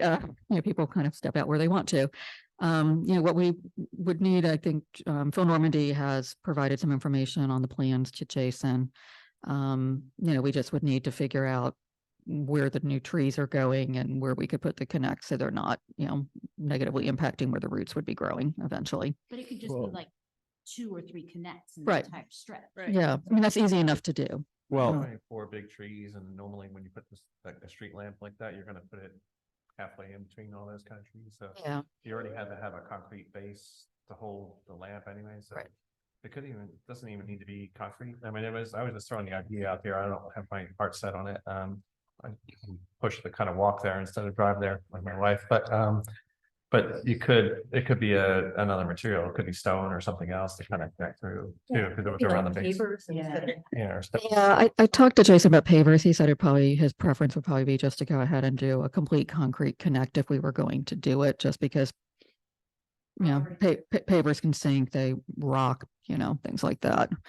I mean, I think the idea and what I'd like to do is get direction tonight is, and it want to make sure I don't lose sight of this issue. It sounded like you all want to raise the sidewalk to be more approximately even with the curb. Is there a consensus for that? I do want to double check. Do we really think that's necessary? I would say I don't know if it's necessary. I would say it's the more normal way of constructing a sidewalk is to have the sidewalk be level with the curb. I'll put the middle ground out there too. Maybe just something that's not hazardous to, or not surprising when you get up across that curve where you're going down a pretty steep slope to hit a sidewalk that has a curve that you could potentially keep on going. So maybe if it just drops 6 inches instead of 1.5 feet, maybe that's enough. So. I think the other thing we gotta look at is it's gonna be, how do we tie in the existing stairs? Now, I'm just thinking, and I may be wrong in this number, Yeah. and Stephen, you would know more than I, but what's the typical rise on a set of stairs? Well, you always have to match whatever the other ones are. You can't change it even by like an eighth of an inch, Yeah. usually, but it's 6 inches. 7 inches usually. 7? But I think those are flatter. I think they're probably 6. So you would have to do some multiple of it. If it's 6, then you have to do, 6 or 12. You can't Right. do 15. So That could be the guiding factor too. Yeah, that's what I'm thinking. first we need to know if we're gonna be allowed to add stairs to make the stairs accessible, and I use that not in Yeah. ADA sense, but useful, if we were to raise the sidewalk. And if that would trigger a need for a true ADA access to the park. And depending on what an answer we get there, if they say, sure, go for it, you're welcome to do it. Do we want to proceed with raising or with changing the sidewalk elevation? I would suggest that. I mean, might as well try and bring it up some. Doesn't, I mean, like Steven said, I think it makes some sense that you're not trying to fall down the hill, especially if it turns out to be slippery. Okay. Or people like me. What do you think, Todd? It all sounds good. I wonder if we couldn't just also delegate the specifics and come up with a general concept, maybe delegating within a certain price range. I don't know, what do you think? Because some of these things may change depending on what the designer says. I could easily see the routing changing slightly in order to accommodate the steps, because if we have to go up, we may have to like move the routing slightly closer to the street in order to get it to fit. Yeah. Would this be an issue that you all would be comfortable with Joanna, Phil, and I working with Clark Azar to kind of work out just like the lighting? Yes. That's That's everyone. what could we, I mean, within the limit, I mean, if it doesn't, I mean, I guess we just don't want it to, Okay. Balloon. Right, and how do so, we avoid that? I mean. well, I mean, the estimate here is $20,000. So do you want that to be the, as long as it comes in at or under 30? 20,000, or do you want a different range for that? Sure, 30. Yeah, I would agree with you. I'd agree with that too, but then it sounds like the goal is to see if we can raise it without making the existing stair obsolete. Okay. Or if we're allowed to retrofit the stairs. I would have To to do that. accommodate, Yeah, we'd have yeah. to do it either way. I remember talking to, and this project's been around for like 5 years now. I remember talking to Jason Azar about this many years ago, and he was of the opinion that the county's not really gonna object unless you're gonna ask them to pay for it. Right, yeah. So do we, okay, so we're saying the sidewalk elevation change is a go. We're good with that. If we have permission from county parks to tie into the stairs without it triggering something else, as long as the cost of this elevation is less than something. So what is that something? You said 30,000. 30,000. That's what I heard from, Everybody's good with that? Yeah. Okay. and then, Concrete right, that's what I heard as doing, Lighting, so. correct. Well, but the lighting is on that That's- 30,000, that's separate. Right, Right. but we still should have a number for that. Right. Yeah. Right. Right, and prior to moving to the next step, Well, we have to deal with the lighting stuff, which I think we have a plan for that and authority for that. Yep. Okay, Can we get approval to get somebody to tell us what we should do to the hill to replant the hill? So at least we have a design and sure. a bid or a plan to do it, because so the good thing about that is that nothing that we're doing here, nothing we're doing on this, with this thing that we're talking about, precludes anything happening there. right, So I understand wanting to make sure that we have a plan in place, in a budget. and You want to roll that into this project? no, He had basic, like, He had some base, right, he did. may not be the prettiest alternative, but it's gonna. Yeah, he had some stabilization. Yes, It's gonna stabilize. Right. We had plantings in there. yes, he did. Okay. So that's part of the project. It was already envisioned.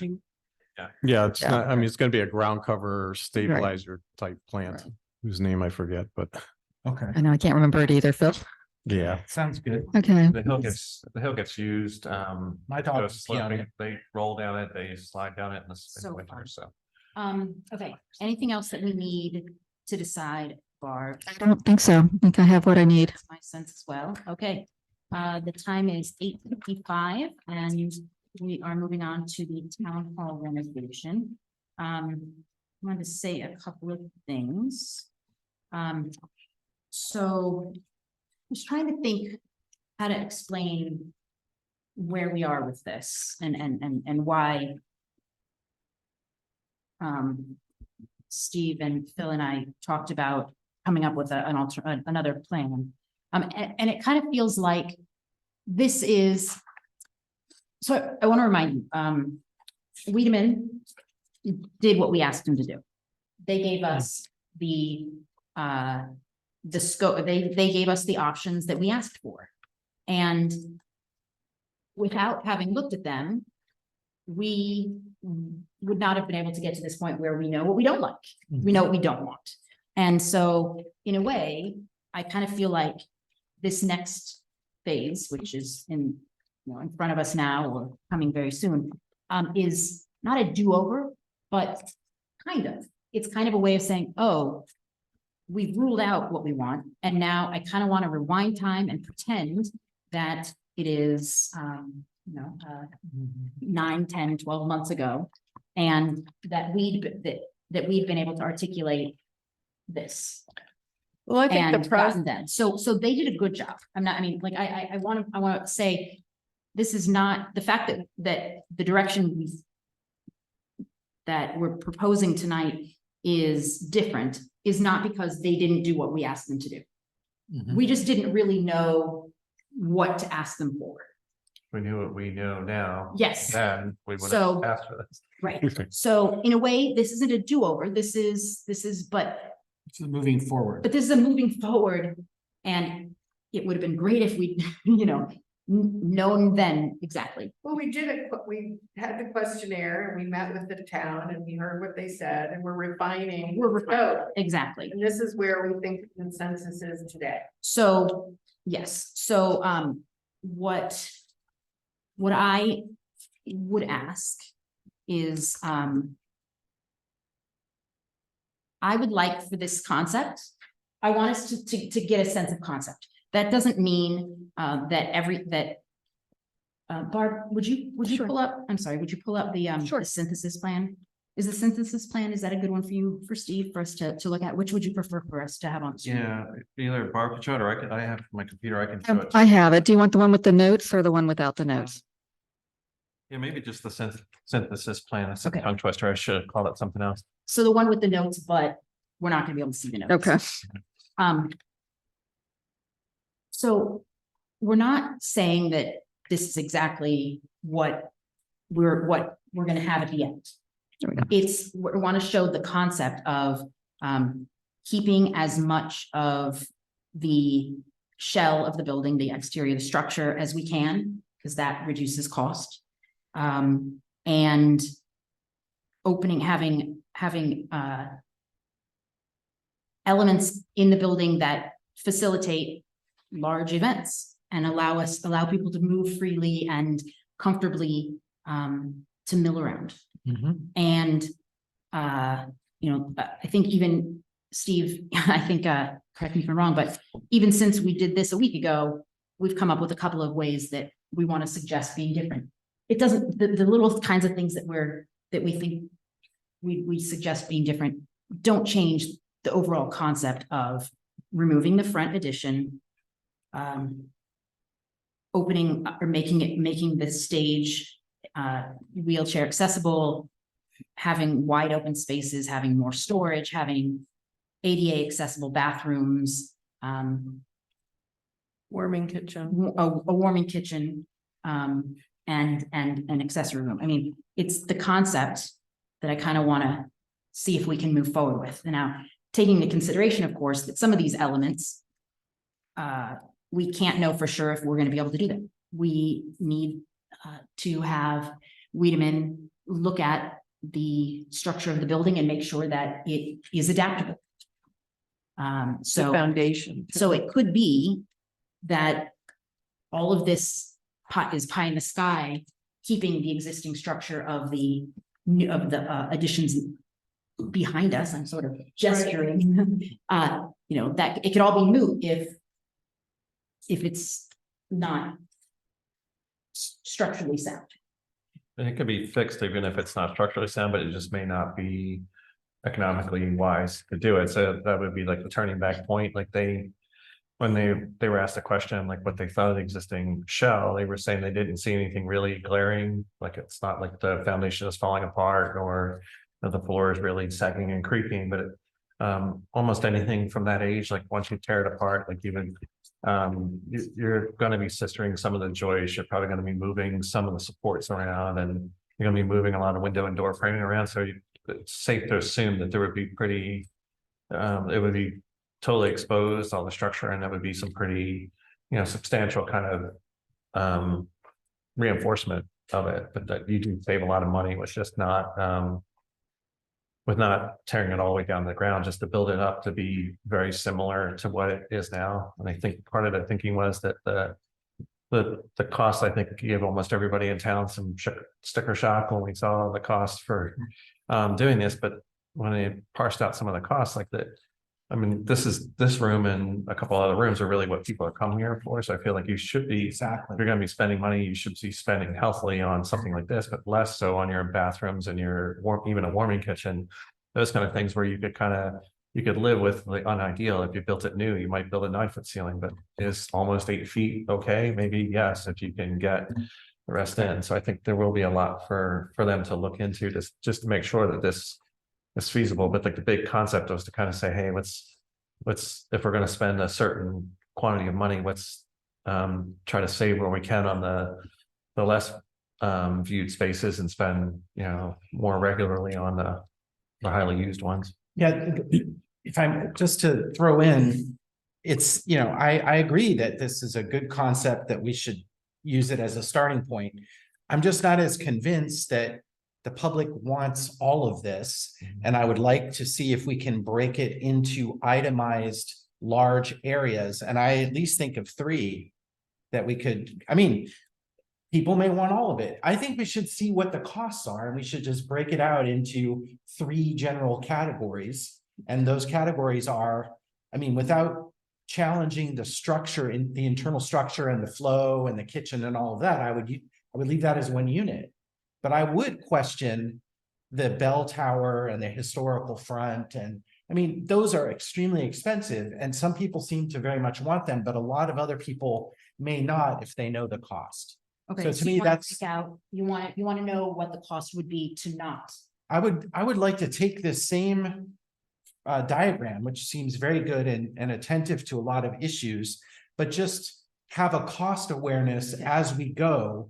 And also, if a consultation with people, as we did last time, to see what people think about the costing of things. Okay, so you said 3 areas that you want to. Can I tell you? Yeah. Yeah. Yeah, the 3 areas would be sort of the basic structure, which is, the main structure. And then the first sort of what I would consider, maybe call it an add-on or something to consider, is the historical front or the old structure, the bell tower, which I would just say might be optional, because you get all the functionality, even if you don't do that. Some people want that. I'm not sure, frankly. To me, it would just be a question of how much it costs relative to how much we have and how certain we are that maybe we can get this funded in another way. But to me, that would be a second area. And then the third one, which I think has been discussed as sort of an option, even in this framework, is the possible additional area in the back, right? Which I guess it's the storage area question, or to me, the second Accessory assembly room. room. It's Say the again? accessory room. Accessory room. Yeah. To me, that should also be optional. That should be, we should assess the functionality of those 2 things, as well as, we should assess the functionality of the third too, but we also have, a good deal of funding with our COVID money. And we have options for a good part of this, but I'm just not sure that, and again, many people may want this historic front. And I know among you all, it seems to be a consensus. I'm the new person here, and I don't have as much attachment to how this building used to be, or, a history of family activities here. But maybe that, maybe I'm more objective as an outsider. Maybe that's a bad thing. It's just different. And I would just say that the cost efficiency of it may raise doubts where in some people's minds. Whereas the functionality of the main building, if we're gonna do that, if we're gonna spend the Axios money to get the ADA bathrooms, we may as well improve, the flow, alter the stage, these other things that people seem to want.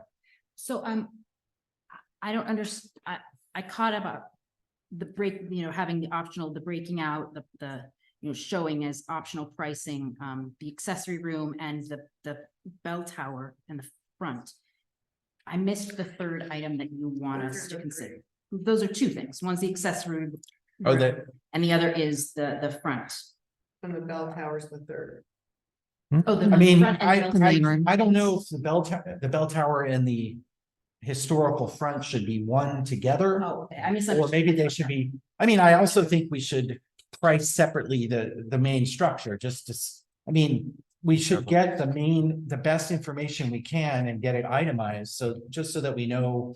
In other words, rather than just pricing one, do the same option 1, 2, and 3, but have them be for these different components of this remodel. So Kind of what was hoped for from Wiedemann. we funded, we've paid for, we've contracted for one more round of them doing the process. Refining the design. Refining design. So I think that they can probably do a concept and then say the price to take off the accessory room and a basement or whatever, or crawl space or whatever it is. This would reduce the cost of this by X amount. I don't support saying, let's do an entire design of 3 different designs, one Okay. without those things. I hear you. We've But already absolutely- paid for one. Right, but, Okay, or at least we're contracted for Okay. the pricing for that. But asking them, I think there are certain elements from what they gave us a few months ago that showed breaking things out. So I know that that's not gonna be a. and just the second part is to bring this to the community and try and sort of get an understanding of what the majority of our community would like, or, how that will factor into our consideration. I guess how it exactly will remains to be seen, but we should, as we did before, have a good faith effort to get people's views and decide with that. So that feels like a good opportunity for me to sort of share my vision of a timeline for this. If you like the concept of this, now Wiedemann's probably gonna look at it and they're gonna draw it differently and they're gonna move certain things around and they're gonna say, this doesn't work because X. But staying with the same concept of maintaining as much of the structure as we can, keeping the flow going, the big overarching principles of this. So if we have agreement tonight, then we can send this concept to them in the coming days. Barb, do you think that we would be able to send this to Wiedemann by the end of the week? I don't think it requires a ton of work. No, I would just forward it on and schedule a conversation. I would forward it on to them tomorrow. That would put us in a position that I think it would be reasonable for us to expect that they would be able to return it to us by the end of the year. That gives them 6 weeks. They're not starting from scratch. They've already done the work. It's a matter of just moving things around. It would require some additional investigation of the building, and there are certain other things that'll take time. But if we had this back by the end, if we turned over a concept to them, they returned it to us by the end of the year, we would then, beginning of January, be able to sort of rewind time and go back to September, whatever, 19th or whatever it was. And in the January meeting, potentially set aside some time to look at it and hear from residents, talk about it. And that puts us on pace to whatever the next step is for getting for having an approval and saying, this is our plan. This is what we want to pursue. And by the way, here's the pricing for it. it would allow us to then apply for grants from the state in January and February. It would put us on that time now. Mhm. If It we should don't be need good with that, Schematic, you should be good with we- that, yeah. yes, they'll be good enough with what we would get back from Wiedemann at the end of this year. For us to talk about in January would be of sufficient detail for us to go to our legislators, It to go to would our, be a to our set of delegation. Plans, They don't need specs that would go for bid. We will just, No. so that says B before, this is schematics. And would Axios give us a price, Yes. an updated price? Yes, Axios would also give us, and that's what our delegation, our state delegation wants from us is good faith estimates of the Right. cost of the concept and plan that we want. Now, if we're not ready to send a concept to Wiedemann and ask them to repeat the process that we did in August, September, that doesn't mean we won't be able to ask the state for money. It just means that we won't be able to do it during this next budget cycle. Yeah. And it means that we would be going to them Yeah. a year, 14 months from now, once the project is underway or something else. So I don't want to make it sound like we can't go to the state if we don't to decide tonight on a concept to ask Wiedemann to do something. So I think it's a great idea to show the items to be broken out.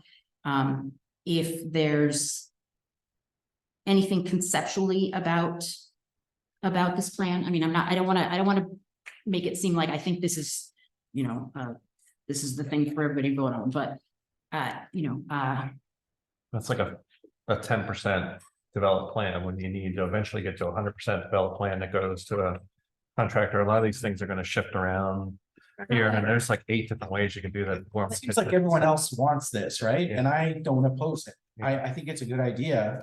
I mean, I would ask if we could put, I mean, there were solar panels on the prior version and they're not on this one. Could we well, get- because we just didn't talk about that. I mean, that's just not what we were Okay, looking at. but I wonder if we That's could just something you add can those. always add. I mean, that's, Yeah, you can do that anytime, and there'll be a generator. Yes and My no. question with this plan is, what are we saying about the foundation? Because I'm still a little unclear about that. I mean, underneath, but storage area underneath, So okay, crawl space. Phil, you've been a big proponent, I think, for having a basement of some sort. Right, Is that for storage purposes? for storage and to move any HVAC, hot water heaters. Okay, so we have in this plan, the hot water heater going in the janitor's closet. Right.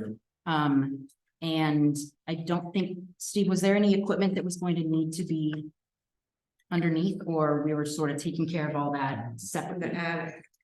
It's kind of the traditional way to do it is to put it in a basement but you can do it different ways. Like actually it's even showed it in their plans. They showed air handling units in the new attic. I think they may have showed them up here. I think there might even be one up here. So in a space up there that can hold the ducted unit. The space that's in the back, you could do it now with an electric unit that has a cassette that goes in the ceiling that shoots out in 4 different directions, and it just has refrigerant pipes that go outside to a heat pump that's outside. So you really don't need a ton of it, space for it. And the same with the accessory room. That could be done with one of those cassette units or like even a ducted version of it. So I think it's moving towards, there's a lot more options now where you can do some of these things on a smaller footprint, especially on a building like this. It's not really that big. So what we- basement was over $1 million Well, before. No, that's only, under here. There- that's under here. There's All right, lead basement that's fully functional, finished basement. There's yeah. there's a glorified crawl space. I mean, there's kind of different ways, but one of the thoughts that Steve and I had after we sent this out was that to put anything underneath the accessory room, aside from, very basic couple of feet or whatever is needed to for the foundation of that room, is going to likely be more expensive to put storage there than if we were to expand the accessory room to have additional storage there, Above like grade. if above grade. And then that could also allow some element of an egress straight Uh, outside, and as well as maybe even have a space or a way for the crew to be able to access, you know, like we can move the janitor closet or something, or their storage, their space where they could put things. So what I'm saying though is rather than accommodate the storage needs and having the expense of a basement, if we could accommodate that within the size of the accessory room, I think that it'd be, would save us a bunch. I would like to see the difference. I would ask them the cost of, because if you're gonna end up putting in a 2 or 3 foot crawl space, it's gonna have with the foundation and possibly a cement floor to begin with. Well, not 2 or 3 feet, but more like 4 or 5. Right, so at that point, it's like, okay, if you put in that much, how much?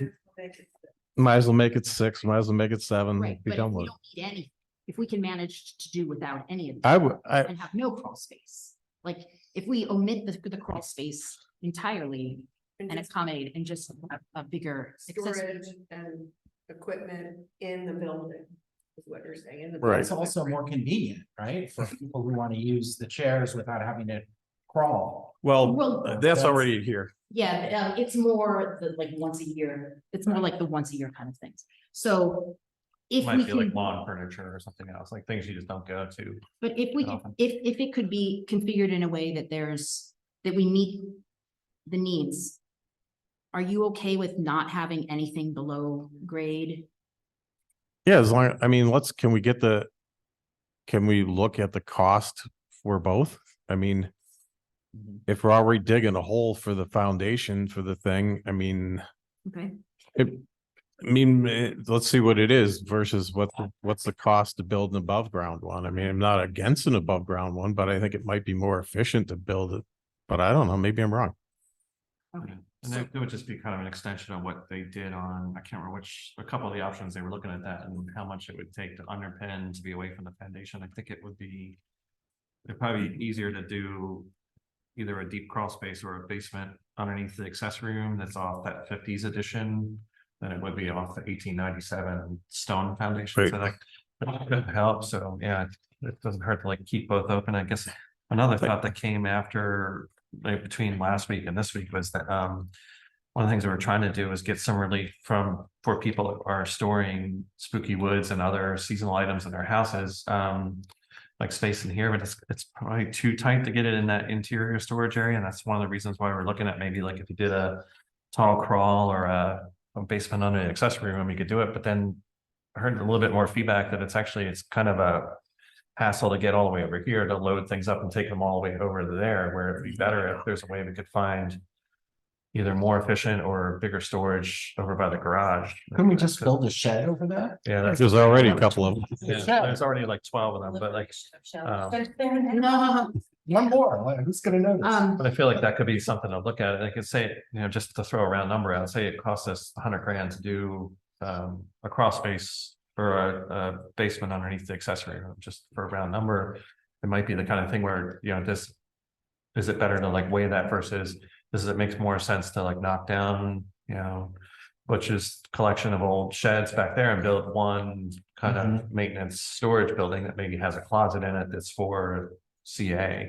It might be 100,000 or a little bit more, but more useful. Like those are kind of things I think would be good. Like we were just talking about the basement, like maybe looking at pro and con of up and down or pro and con of here and there. I think would be, That might be a great idea, and it might also save, it might be more convenient, yeah. at least for the spooky neighbors. If we can do it though, because the other question would be, seeing as there's wetlands over there, I don't know Oh. if we can make many changes to what exists over there without running amok of that.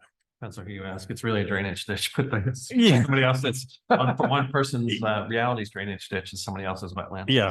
To the Waverly sidewalk, it'll be a pond, Alright. and we can have different zoning. So we want to have price breakdown for basement under the accessory room itself. The front, removing the front addition and the bell tower and renovating the bell tower. How do y'all feel about the stage? We got an email that I'll send out to you all, but I wanted to, from Jack Mandel. And the pieces that he wanted us to make sure that we were considering are, he said he prefers to lower the stage. He thinks that that's better.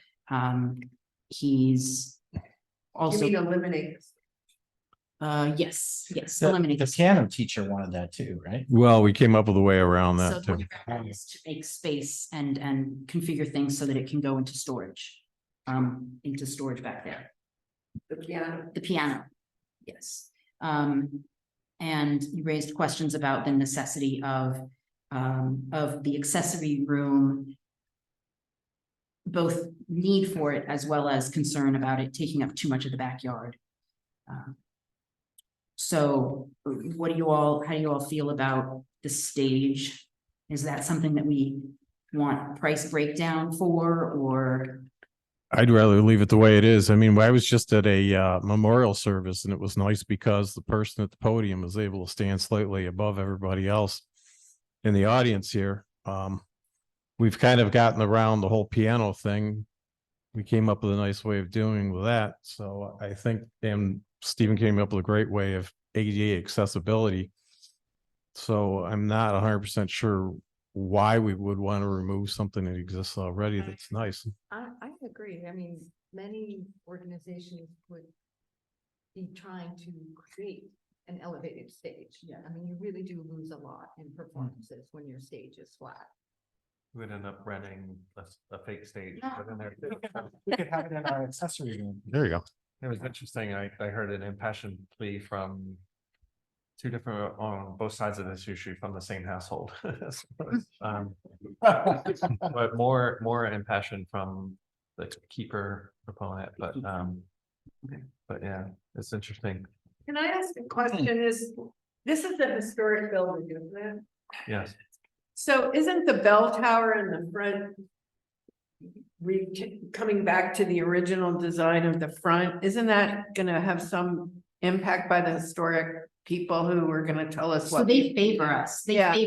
removing Right. the addition up there. Right, And also if there were, I mean, without returning it to the original in the front, that might make us not or ineligible, or it might hurt our chance of being able to get funding if there were state historic preservation grant.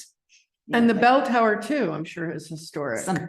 Well, let's just price it Right. out and see. Yeah, well, I'm Let's just get- saying it has other implications. That's my only point. I think it would be nice to find out, like to Todd's Maybe. point, to find out the cost of it. I think it's kind of similar to what we discussed with the Waverly sidewalk. It might be, we're talking about, hey, does it make more sense to add on $30,000 for a greater project for a longer term? So we might find out that it's as a percentage wise, it's probably not that much to do it. And you also think unless it's a really surprisingly large number that's saved from it, it's much better to have two bathrooms that are next to each other than to have them split. So the options that Wiedemann showed with keeping that, they were proposing, since neither of those bathrooms are ADA accessible and you can't make them ADA accessible, the best you could do is make a new ADA accessible third bathroom in the back, or you could combine those into one. So they were showing that combined into one. In either case, you're going to have, the awkwardness of split bathrooms, or the awkwardness, it's always awkward to have it right by the front door, which was funny when we had a charrette about this years ago. I can't remember who it was, but one resident was adamant that like it would be crazy to have the bathrooms like in the back and they should be in the front. So anyway, it's just I think it's just better if we can do it like in a more secluded location. Geraldine, I haven't heard anything from you. Would you like to, I would love to hear your thoughts about whether this concept is defined well enough and sufficiently representative of what we heard from residents for this to be sort of our adopted concept that we want Wiedemann to work within. Well, I'm in agreement on breaking up the options. I like that concept. The only real concern I have is the kitchen being really a flow to an accessory room, and also the main body of the kitchen looks rather small when one of the expressed concerns is that the kitchen is currently cramped. in terms of people working in there. So that's the only concern I have, but I'm willing to wait and see how it comes out in the design. So this warming kitchen, Steve, is it, this also has to be ADA compliant, right? It is, so you have to have the counters 5 feet apart. It would have to have probably has to have an ADA sink.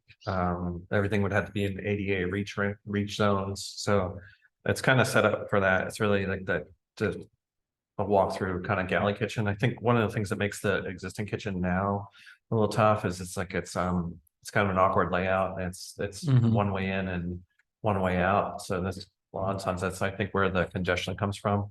It helps a little bit when you can go through, and you also get people that are with something like that, you get the people that are actually doing some work in there, whether they're unpackaging things or heating them up or dishing out ice. They're separated from other people that can pick them up on the other side on the passage bar. That's one way to do it. The original sketch they had was kind of something that Joanna and Phil and I were talking about one time we were over here, is that you could push the counters apart and have like an island in the middle, and maybe you have like a bigger, wider space, but sometimes it doesn't actually get more efficient to work. It just gives you more space, but just kind of counterintuitively doesn't work as well. That's why a lot of times when you go to restaurants, you don't see like a 10-foot space between where they're all working. You see it in like 4 feet because it's a little bit easier to work with. So I think it's definitely open for exploration. I think it could be done this way, or it could be made as one bigger room. But I think it still makes sense to like really think about what people do in there. My suggestion was, and it's just a suggestion, is to don't have a stove. Then you don't need to worry about it having a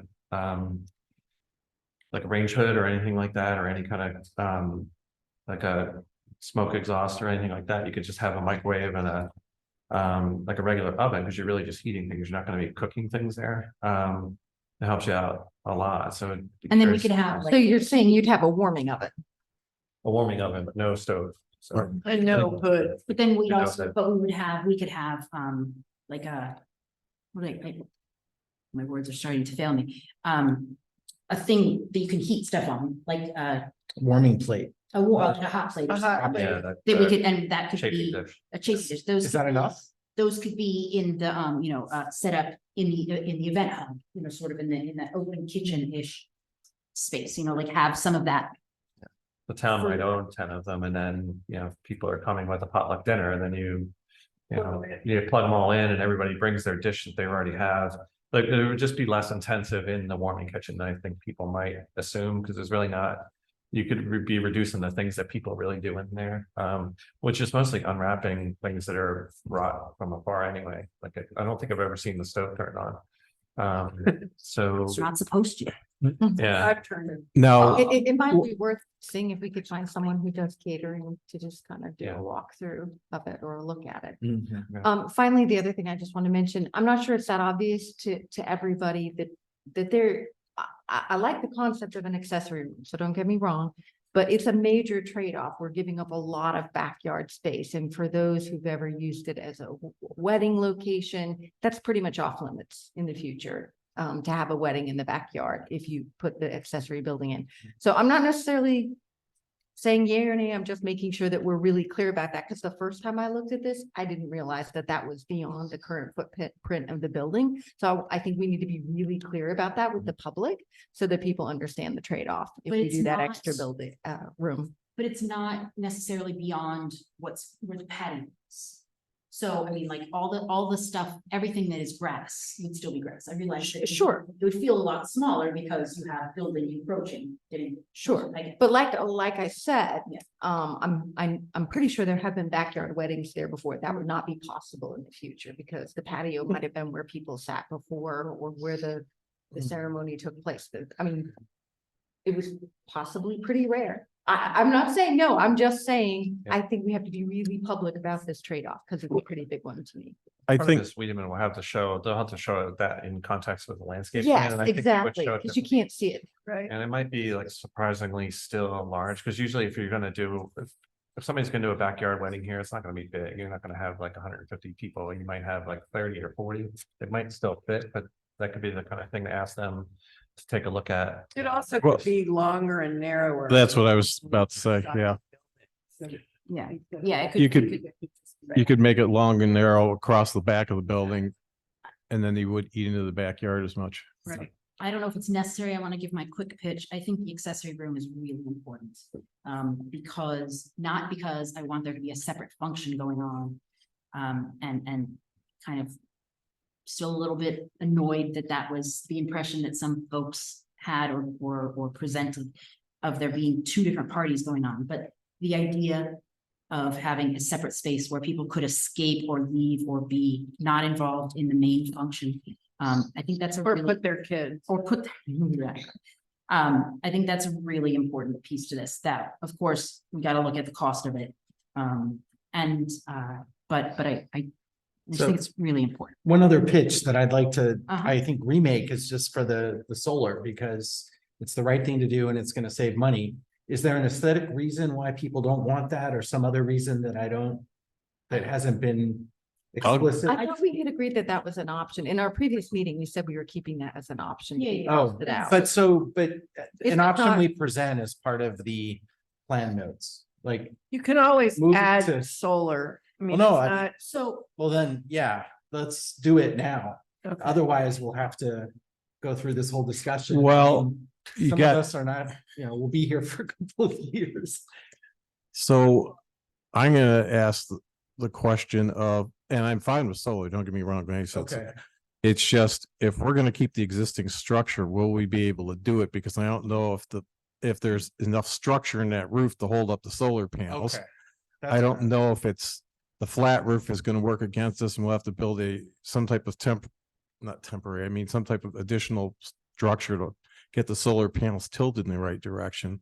All right. Can we Now- price it though? We can see. Oh, for sure. Let's put it on the plan Is and then this- see. this is just me not understanding fully, but, is putting solar, this is the appropriate avenue for getting that priced out is through Axios and Weedman at this point, or is this, I realize it can be added on at some later date. But We're here now. You need a What- solar is it company to come out and look at the pitch of the roof and the sun Yeah. and there's a whole calculation. You can get somebody to do it, but first we need a plan, but I don't know about the roof integrity and if it's gonna hold solar panels. That would Right, be but- part of the question. Yeah. Yes, but part of the value of including it now is they could look at the option of including it on the roof of the accessory. Right. Yeah. okay, Yeah, So it's not a real big roof, but yeah, you could put it on the accessory room. And you could put it on that existing roof. They would just, if they're gonna tear it all down to the structure, it might just be more stiffening. The goes in there. Yes, the panels aren't really that heavy anymore. Okay. I think it's still worth too, like I was kind of surprised that the county, they were a little bit cagey what they said to Wiedemann, the county historic preservation. I think they were in favor of restoring the front facade, but they didn't want to make it seem like a requirement to the town of doing it. So I think they were kind of hinting at it. But I was surprised that they said they would oppose or recommended against putting solar on the south side of the main hall roof, which I think that's the one that really is going to be the best for it. And I think if there's some pushback on that, I think they might let go on it, because I think they're being pushed from other angles to be a little bit more receptive to solar and other things in historic districts. So I think that would be the one you probably get your most output from that slope anyway. one thing, I was gonna say, one thing I just wanted to bring up, and it's on the plan is, I had suggested, to at least some people, but I just want to bring it up publicly, is that we swap the, pass-through passageway with the kitchen, put the warming kitchen up against the wall there and swap the two, because that way, if you're a caterer or others, you can go right in and out without actually having to cross paths there. and I'm sure that I think that is one of the things that, I mean, that's the kind of thing that I imagine Wiedemann would be like, yeah, it'd be work better that way. But, Yeah, they could I'm not- totally mirror it and then see I don't- what they think. I'm not married to it as this is. I think that's a fine. You're saying you want the kitchen to be an exterior wall, no exterior wall. Exterior wall. You can go straight in. So that open instead it, of crossing the path, the traffic of the passage Event from outside. hub B. Right, so That the door. exterior, that door would go Right. directly, or would. You you would just have be to able to cross walk in the it. door and quick make a right and you'd be right into your warming kitchen. And plus it brings some light into the warming kitchen too, because you'd have, So swap it or reconfigure that area so that it is. So that the door, the side entrance accesses the kitchen. easier, yeah, yeah. Or a door. Yeah, and that thing, that can be done a ton of, Yeah. that corner can be that's done a ton of different ways, but the one thing that has to be kept is one of those doors, like that door faces out because that's the egress out of Mhm. this room. When you come out of a assembly room, you need to have the option to go 2 different ways. So in the way it is there, like you could come into the foyer and go left and go out that side door next to where it says event hub B. Or you can come, that's an older plan, actually. It still says event hub. But Or only you can that's the come change. down to the right. Yeah, that was the only change. So the only reason I changed it, that's event hub is what we call them for hotels at my office, like, but that's like, it's a pretty common thing now. And so is doing a warming kitchen like this, where you really just try to minimize it. But we called it Event Hub, that we sort of then changed the name to like open kitchen. The Yeah. concept being that this is like the food area, the food and. Warming kitchen. Thought it make more sense to, like, in the minds of Okay. residents, that like you picture like the open kitchen, it's not necessarily you're cooking there, but it's more like people just gather in a kitchen when they're at a function. So that's sort of the idea with the bottom part of it, is you might have all the buffet items out or not, and then people can kind of mill around it. It would That's be a guy in the middle. No, or that's- no, just a display island. So or it could be or you could have small meetings at that table. So, Or it okay, could be a buffet too, right? Exactly. okay, so Let's move forward. are you okay with like, get this sent to Weedman in the next couple of days? With breaking out the cost of the accessory room and also additionally separately basement. Breaking out the cost for removing the front addition, breaking out the cost or including cost for solar. Moving the kitchen and the passage back there just to sort of make the flow work better with the passage in the bar.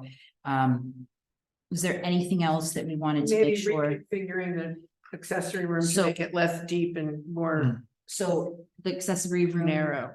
Yeah, I want the accessory room for sure. More wide than deep. What, more like More wider than, wider than deep to Right. preserve the backyard more. Should we give them some more guidance on how big it is? I mean, I just threw 300 just to grab a number. yeah, but then what was, I have. from- Or do you want to add? 300 square feet. So, okay, so what I would ask is, how would you all be, would you be okay with Steve and I powwowing, getting those numbers, sending them an updated version, including the stuff that we're talking about? Would that be, Yes, okay? Yes, thank you. Sure. Yeah. And. Object. And you know, and the Wiedemann is gonna probably have questions and Yes, so can we ask you to do that as well? As you two interface know- on that. Yeah, I'm Is that- happy to do Interface that. with I them? think, I get the sense that they were probably seeing it as kind of odd and being too polite to say that it was odd for them to kind of be separated, you know. Okay, Um, so are you all not okay have more with, interfacing, yeah. you okay with Steve being kind of a point person, that if they have questions or, you know, like that we, in the process over the next 6 weeks, sort of sending, okay, great. Now, I do have one big thing on this that has been brought up, and it has to do with the actual building itself there and trying to save it, because from what I'm reading, Greg Wiedemann has his doubts about it and his doubts about keeping it, The Yes. entire In building. the, the entire building. not this part. No, not this Just part. the The back. additions in the back, the additions in the back. Yes, yes, yes. So, Yeah. I don't even, like, we have to find that out. Clearly, we have to find out. But it's almost, I don't want to talk about it too much because if the back addition can't be salvaged, if we can't use it, then we've got other things we need to talk about, you know, like, that brings us, that sets us Right, back right, even back up to a further. big dollar. And I don't want to come up with a contingency plan. I guess that's what I'm saying is let's find out if this can be done based on that, on the quality of the structure back there. And if it can't, then it's a whole lot more than we can decide in the next 3 minutes. Well, And what, so if they can't, if it's not usable, then I think we have to come back and sort of talk much deeper than any contingency that we can come up with right now. I- Part of what they gotta do, they're gonna have to cut some holes in it and see what the structure is and how it looks above. They're gonna have to look more and below and look more at the foundation. And see, I mean, they did a cursory look at it before, and then early on, they had recommended just look at all new additions versus keeping the addition, and I think maybe that was a little bit of a miss. It would be a whole different thing if it was kind of like Penn Place, where you're putting in a fire stair and an elevator and other things that went in that new addition there, whereas this one here, it's really a simple one-story thing. It's mostly utility rooms. So I think there's a high chance, there's a high chance it's gonna be okay. Right, but I'm saying, you know, like, Yeah, let's you be know, bold. we have to know if that works, because otherwise none of our plans will work. I mean, he says, because I'm looking at where he says it doesn't meet building code requirements, okay, is not in good condition. I mean, the one thing is just to make sure that we're not trying to save it when we're getting up to 90% of the cost of new. I mean, at some point we have to look and say, okay, for 10% more, I'll go brand new. I know what I got, and So how do we ask that? How do we phrase? Is the renovation of the addition cost effective? right. What would it cost to build the new, to redo the addition versus what would it cost to Bring it up to, code and Okay. Right. standard? Yeah, that's Is that kind of the- where is we that the need that question? breakout pricing is. That's Yeah. the thing that I think they were missing before. They just gave us the total on a lot Yeah. of finite detail on how they got to the total, but we really need to know the component cost of like, how much is it in the historic part versus that part, and to compare that to new. But a lot of times, these kind of projects that could be like half roughly of what it is to do new. Okay. Sometimes it's less, sometimes a little more. So that's the so, hope is. so the hope is that if there's significant price difference between maintaining this, or not maintaining, but bringing this up to, Renovating. yeah, Right. versus tearing it down. I can tell you, my house is better cost effective to tear down, Right. so. Yeah, certain Okay. things are, certain Okay. things are not. So New construction. if that was the main hall, that would be a no-brainer. You wouldn't spend all the money to make that into a main hall, but with bathrooms and storage, that's got a lot more possibility that works. Okay, can we move on? Yeah. Are you guys okay with that? Yes. Excellent. The time is 9:43. New business. This has my name on it also. The Kenilworth Argyle intersection, is in strong need of fixing. And we had our engineer and, our transportation folks out a few weeks ago. And my initial thinking was, hey, what can we do that is sort of low scale? How do we force traffic coming up Argyle to Kenilworth? How do we force them closer to the middle? What can we do that is sort of non-invasive relatively? And you know, can we put in plantings? Can we do striping? What can we do? And what they basically said is that we'd be a lot better off sort of going the distance and doing a more permanent solution. And what they came up with is we have in the packet about traffic related matters, the sort of second to last page. There you go. Barb's gonna call, yep, there you go. And what they came up with was this, where we would reroute the driveway that currently just sort of goes to the diagonal. We would reroute that so that the driveway is more it is less ambiguous which street it's on, but also we would have regrading there, so we'd actually be improving their driveway. And then we would have Whose house is it? Carolyn and Ed Schaufer. And we would then have that green, what is there would literally be green space.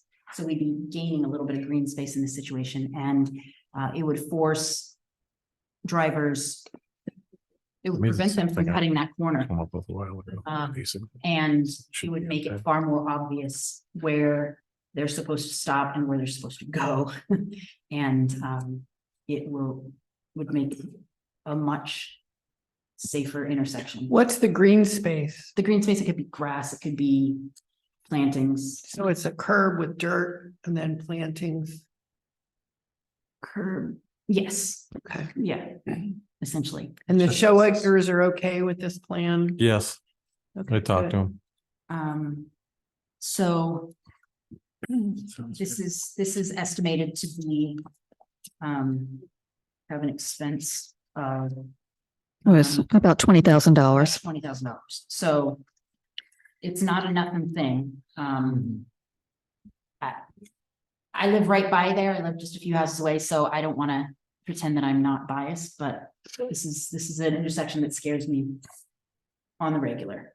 Have there been accidents or problems? Near accidents. Near accidents. I was gonna say, I don't drive through there anymore because of how many times when you simply can't see if you're coming Argyle trying to turn. So I avoid it. I tend to avoid Personally. it Too, and I've heard it's a pretty common thing I've heard for all the years I've been involved in council is people will just randomly bring that up, from both directions, people concerned about coming up Argyle. Purposely go on Montrose to avoid this, and also the people coming from further up on Kenilworth. This fix will solve it? So there have been a lot of attempts at fixing this in the past. There have been stop signs that have been put in, there have And been taken out. and taken out like many times. How this is different is that those attempts at putting a stop sign have never changed the traffic. They've Right. just kind of said stop, but it doesn't force traffic in any different direction. So this is like an actual overhaul. And yes, it would fix that because it would bring, it's really ambiguous, it's really, so you see the, well, yes. The thing is. He needs some mic. This thing goes around like that, so people tend to have to cut this corner. And then you can't see them, or they come shooting straight out and go over this way, and if you're coming down here, it's hard to see. What's going on, but Because, yeah, the entire size of that green space is like, it's ambiguous where at the beginning or the end of that, people are supposed to stop. Like, there's, and it's about the way the road would go, except people cut the corner, and then there's a driveway right here, which makes a mess. So by doing this, basically, you define the stop line, which is what we need to begin with, because people don't always stop. And the other thing is you now get this up further enough, so they're coming down from this direction, you're gonna see the car that's over there, vice versa. Are we putting any stop signs back in here as part of Yes, this plan? Yeah. Yeah. Stop sign. Right there. and Okay. also, I think we're also gonna, We and also, also one in the middle of the street, right? yeah, I didn't know if he's putting one there, it didn't really say. I Okay. think that was the other thing Yeah. with that. But the idea is that, But it's the stop line. but this would be very much. Okay. Yeah. civil and So conversely. this would be. The reason this is this is not like all the other previous attempts. Where they put yield signs or stop signs or signs that said, if you're not gonna stop, please at least slow down, you know, like. This is different because we're actually changing the traffic pattern. And you're We're moving defining away. a stop space. We're defining, yeah. Right. One question I have, it's rounded and there's a little bit of an inlet back towards the property. Why is that necessary? Why not have more of a straight line? I think that's sort of a traffic calming thing. It's a visual, I believe is. It's right, so the inlet's a drain. Right. And what was happening is if you straighten this out, then people keep trying to cut the corner all the time. And so this is just. Okay, so it has to That's like go, this over here. because of the inlet, it has to go that far in. So the push out is Yeah. then to, But it's also a really common thing that's happening lately, or that's happening a lot is having the road. Curve in, There. or having the curb or the the sidewalk would ever curve in toward the middle of the street a little bit. Because visually it makes people think there's something in front of me, I can't, I have to slow down. So it's kind of a psychological thing. It looks like this one's really for the inlet though, right? It's The- for- the- oh, it is. Yeah. Wow. I mean, you could theoretically to move the inlet wherever you want, but it wouldn't make much sense to move the So what do inlet. y'all think? This is something that we would bid out when we bid out the Waverly sidewalk and the speed bump on Weymouth. And I think there might be one or two other things. I think Nursery school separate. so. I asked if it could be, but I think they're two different things. What do y'all think of this? Is this something we can Yes. move forward with, or do you want, Motion to move forward. I'll second the motion, move forward, but I mean, I think it's great. all right? Yeah, it's a reasonable. You don't want to ask the neighbors who live around there and what they think of it. We did talk to the Shawakers several times. Yep. And I mean, Are those the only houses really affected? There is one other house.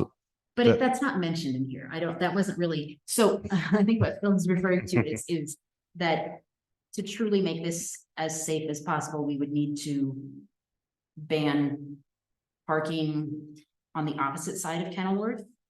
Right at the head of the The head of intersection. the intersection, which is where. Common. Right.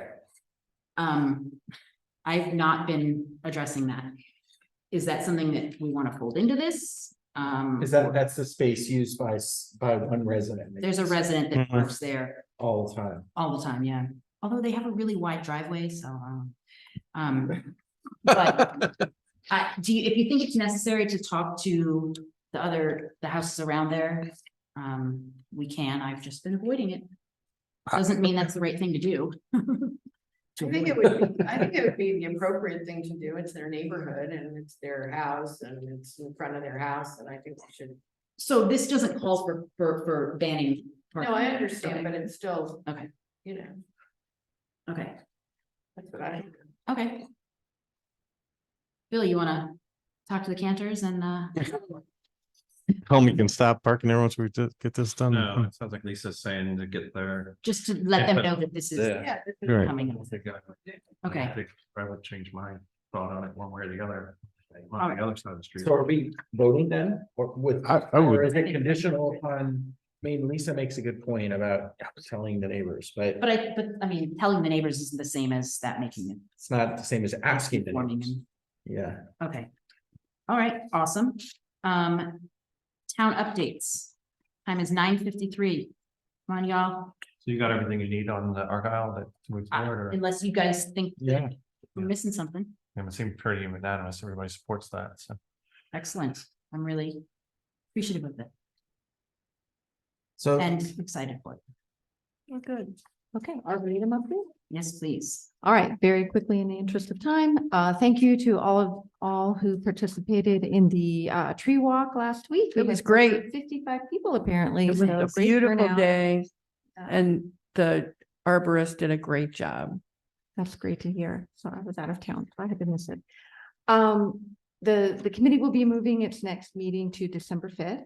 And key focus areas aside from gearing up for spring planting, they are working on language that would better support protection of street trees when there is construction at residential properties in the driveway area. Both potential ordinance language, but also language that the town office can use when communicating with permittees. And a bond for that or? Potentially, yeah, I mean, that's part of the ordinance language Nice. that's being considered. Okay. And that's everything. Steve? Yeah, we had the Historic Preservation Committee on, I believe it was Wednesday last week. Some discussion about town hall, but generally the committee supported the direction that's going. More talk about the Chevy house tour that's coming up in April. I think Nancy Walls is gonna kill me because I can't remember exactly I have which the day it is. It's the 24th or 28th, but trying to keep getting reminders out about that. There's another thing that was discussed. Another one, it's much more open-ended topic that we just kind of just started discussing is it was interesting that the state opined on the Yandle property being an adverse effect. So it's kind of got the gears spinning, wondering like if that is if they can comment 28th, so Jerry Lee confirmed it is April 28th for the record.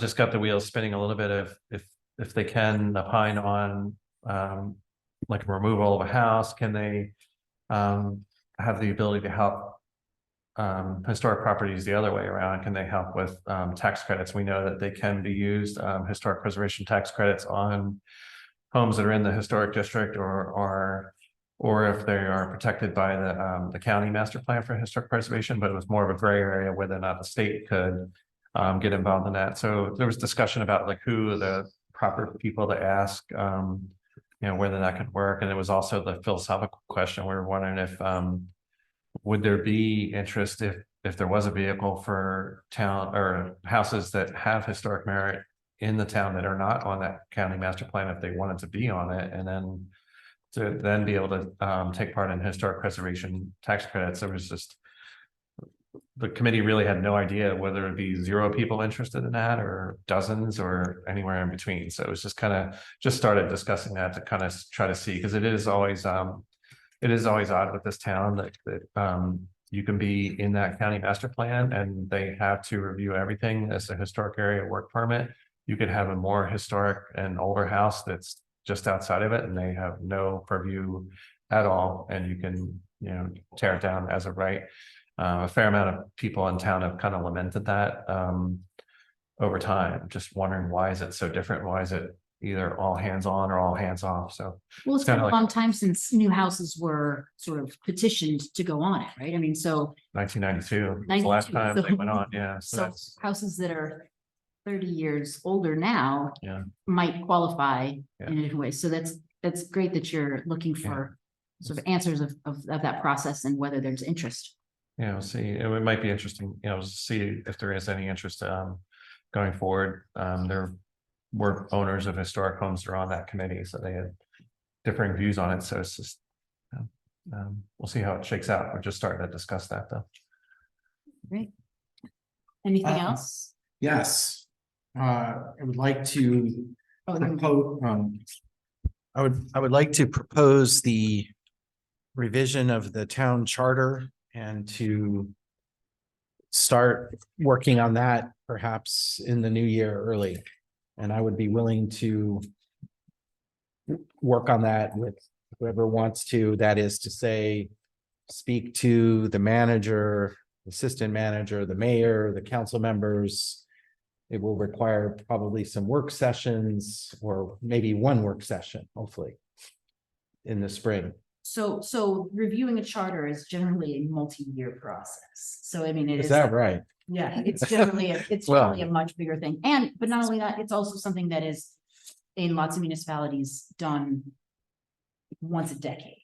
So. I But we mean, haven't like, done it in 100,000, no, Yeah. since before I was born. I mean, I was thinking it may not need to be multi-year if I take the boilerplate off of the Maryland Municipal League. I mean, if you guys look at the charter, it's pretty antiquated, right? Yeah. Um, Came from. Has- and out. has Came from everyone Animals else. grazing on it. It's not gonna take that, well, maybe it will take years, and then it'll go through the legal part of it will take a long time. So you might initiate a charter review? Yes, So what's the primary objective though of the review? to get What us is the to, problem we're trying to fix? just seems that it's completely out of date, but I don't have a particular problem. I mean, it doesn't have town manager in it. Like we have you know, a very It's just- necessary piece of our governance or of our administration that's not included in it. I mean, that's among things, but the other thing, there are other things like, do we want, is a 2-year term for office, is that the appropriate thing? Or would we be better off having 4-year terms, or, I mean, like, there are things in it that, that I agree, I think the town would be better served with different elements to it. I mean, but that, you know, that is a good question. I guess if it served us well enough for these last 4 or 5 decades, then I mean, Well, the other way you can look at it too is to piecemeal it, because I mean, the idea of including town manager versus town clerk and codifying all, I mean, we did do a charter amendment not that long ago for voting. So I would think that if there, maybe one way of looking at it could be what might be the first things we would want to look at some point. So Todd wants to initiate this, wants to get this started, sure. I mean, you guys all okay with that? And we'll Unless support- it may be true that we don't need it. So, I mean, I think. it just, I looked at it. I just- I wouldn't And oppose the- it. I don't- the language is really out of date. I mean, we could have a 21st century code that reflects what we do and what the positions are and how the town structure works, and it doesn't seem to do that. It seems that we have a lot of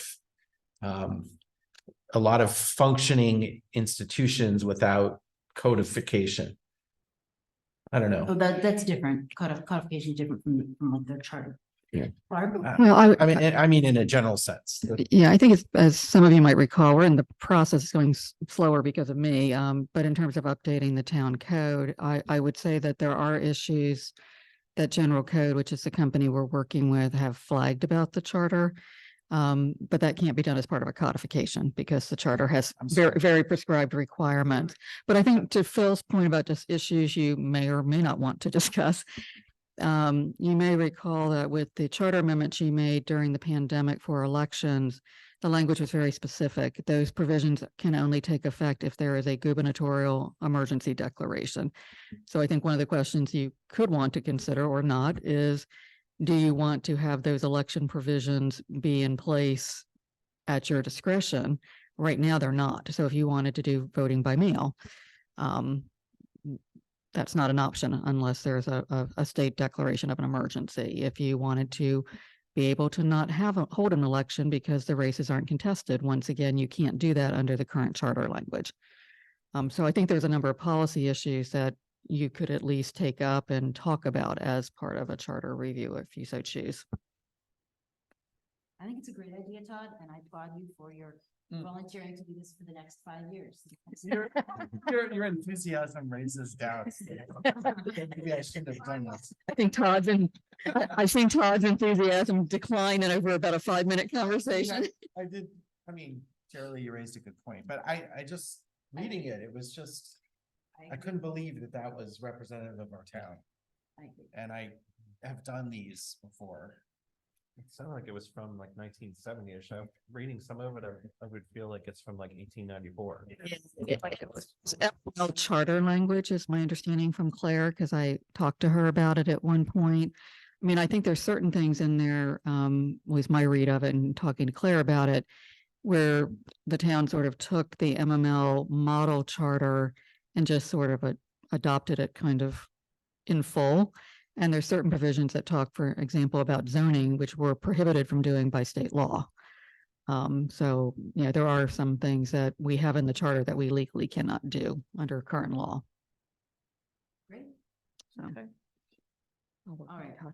All right. I'm turning into a pumpkin. The time is 10:04 and we are adjourned. Good.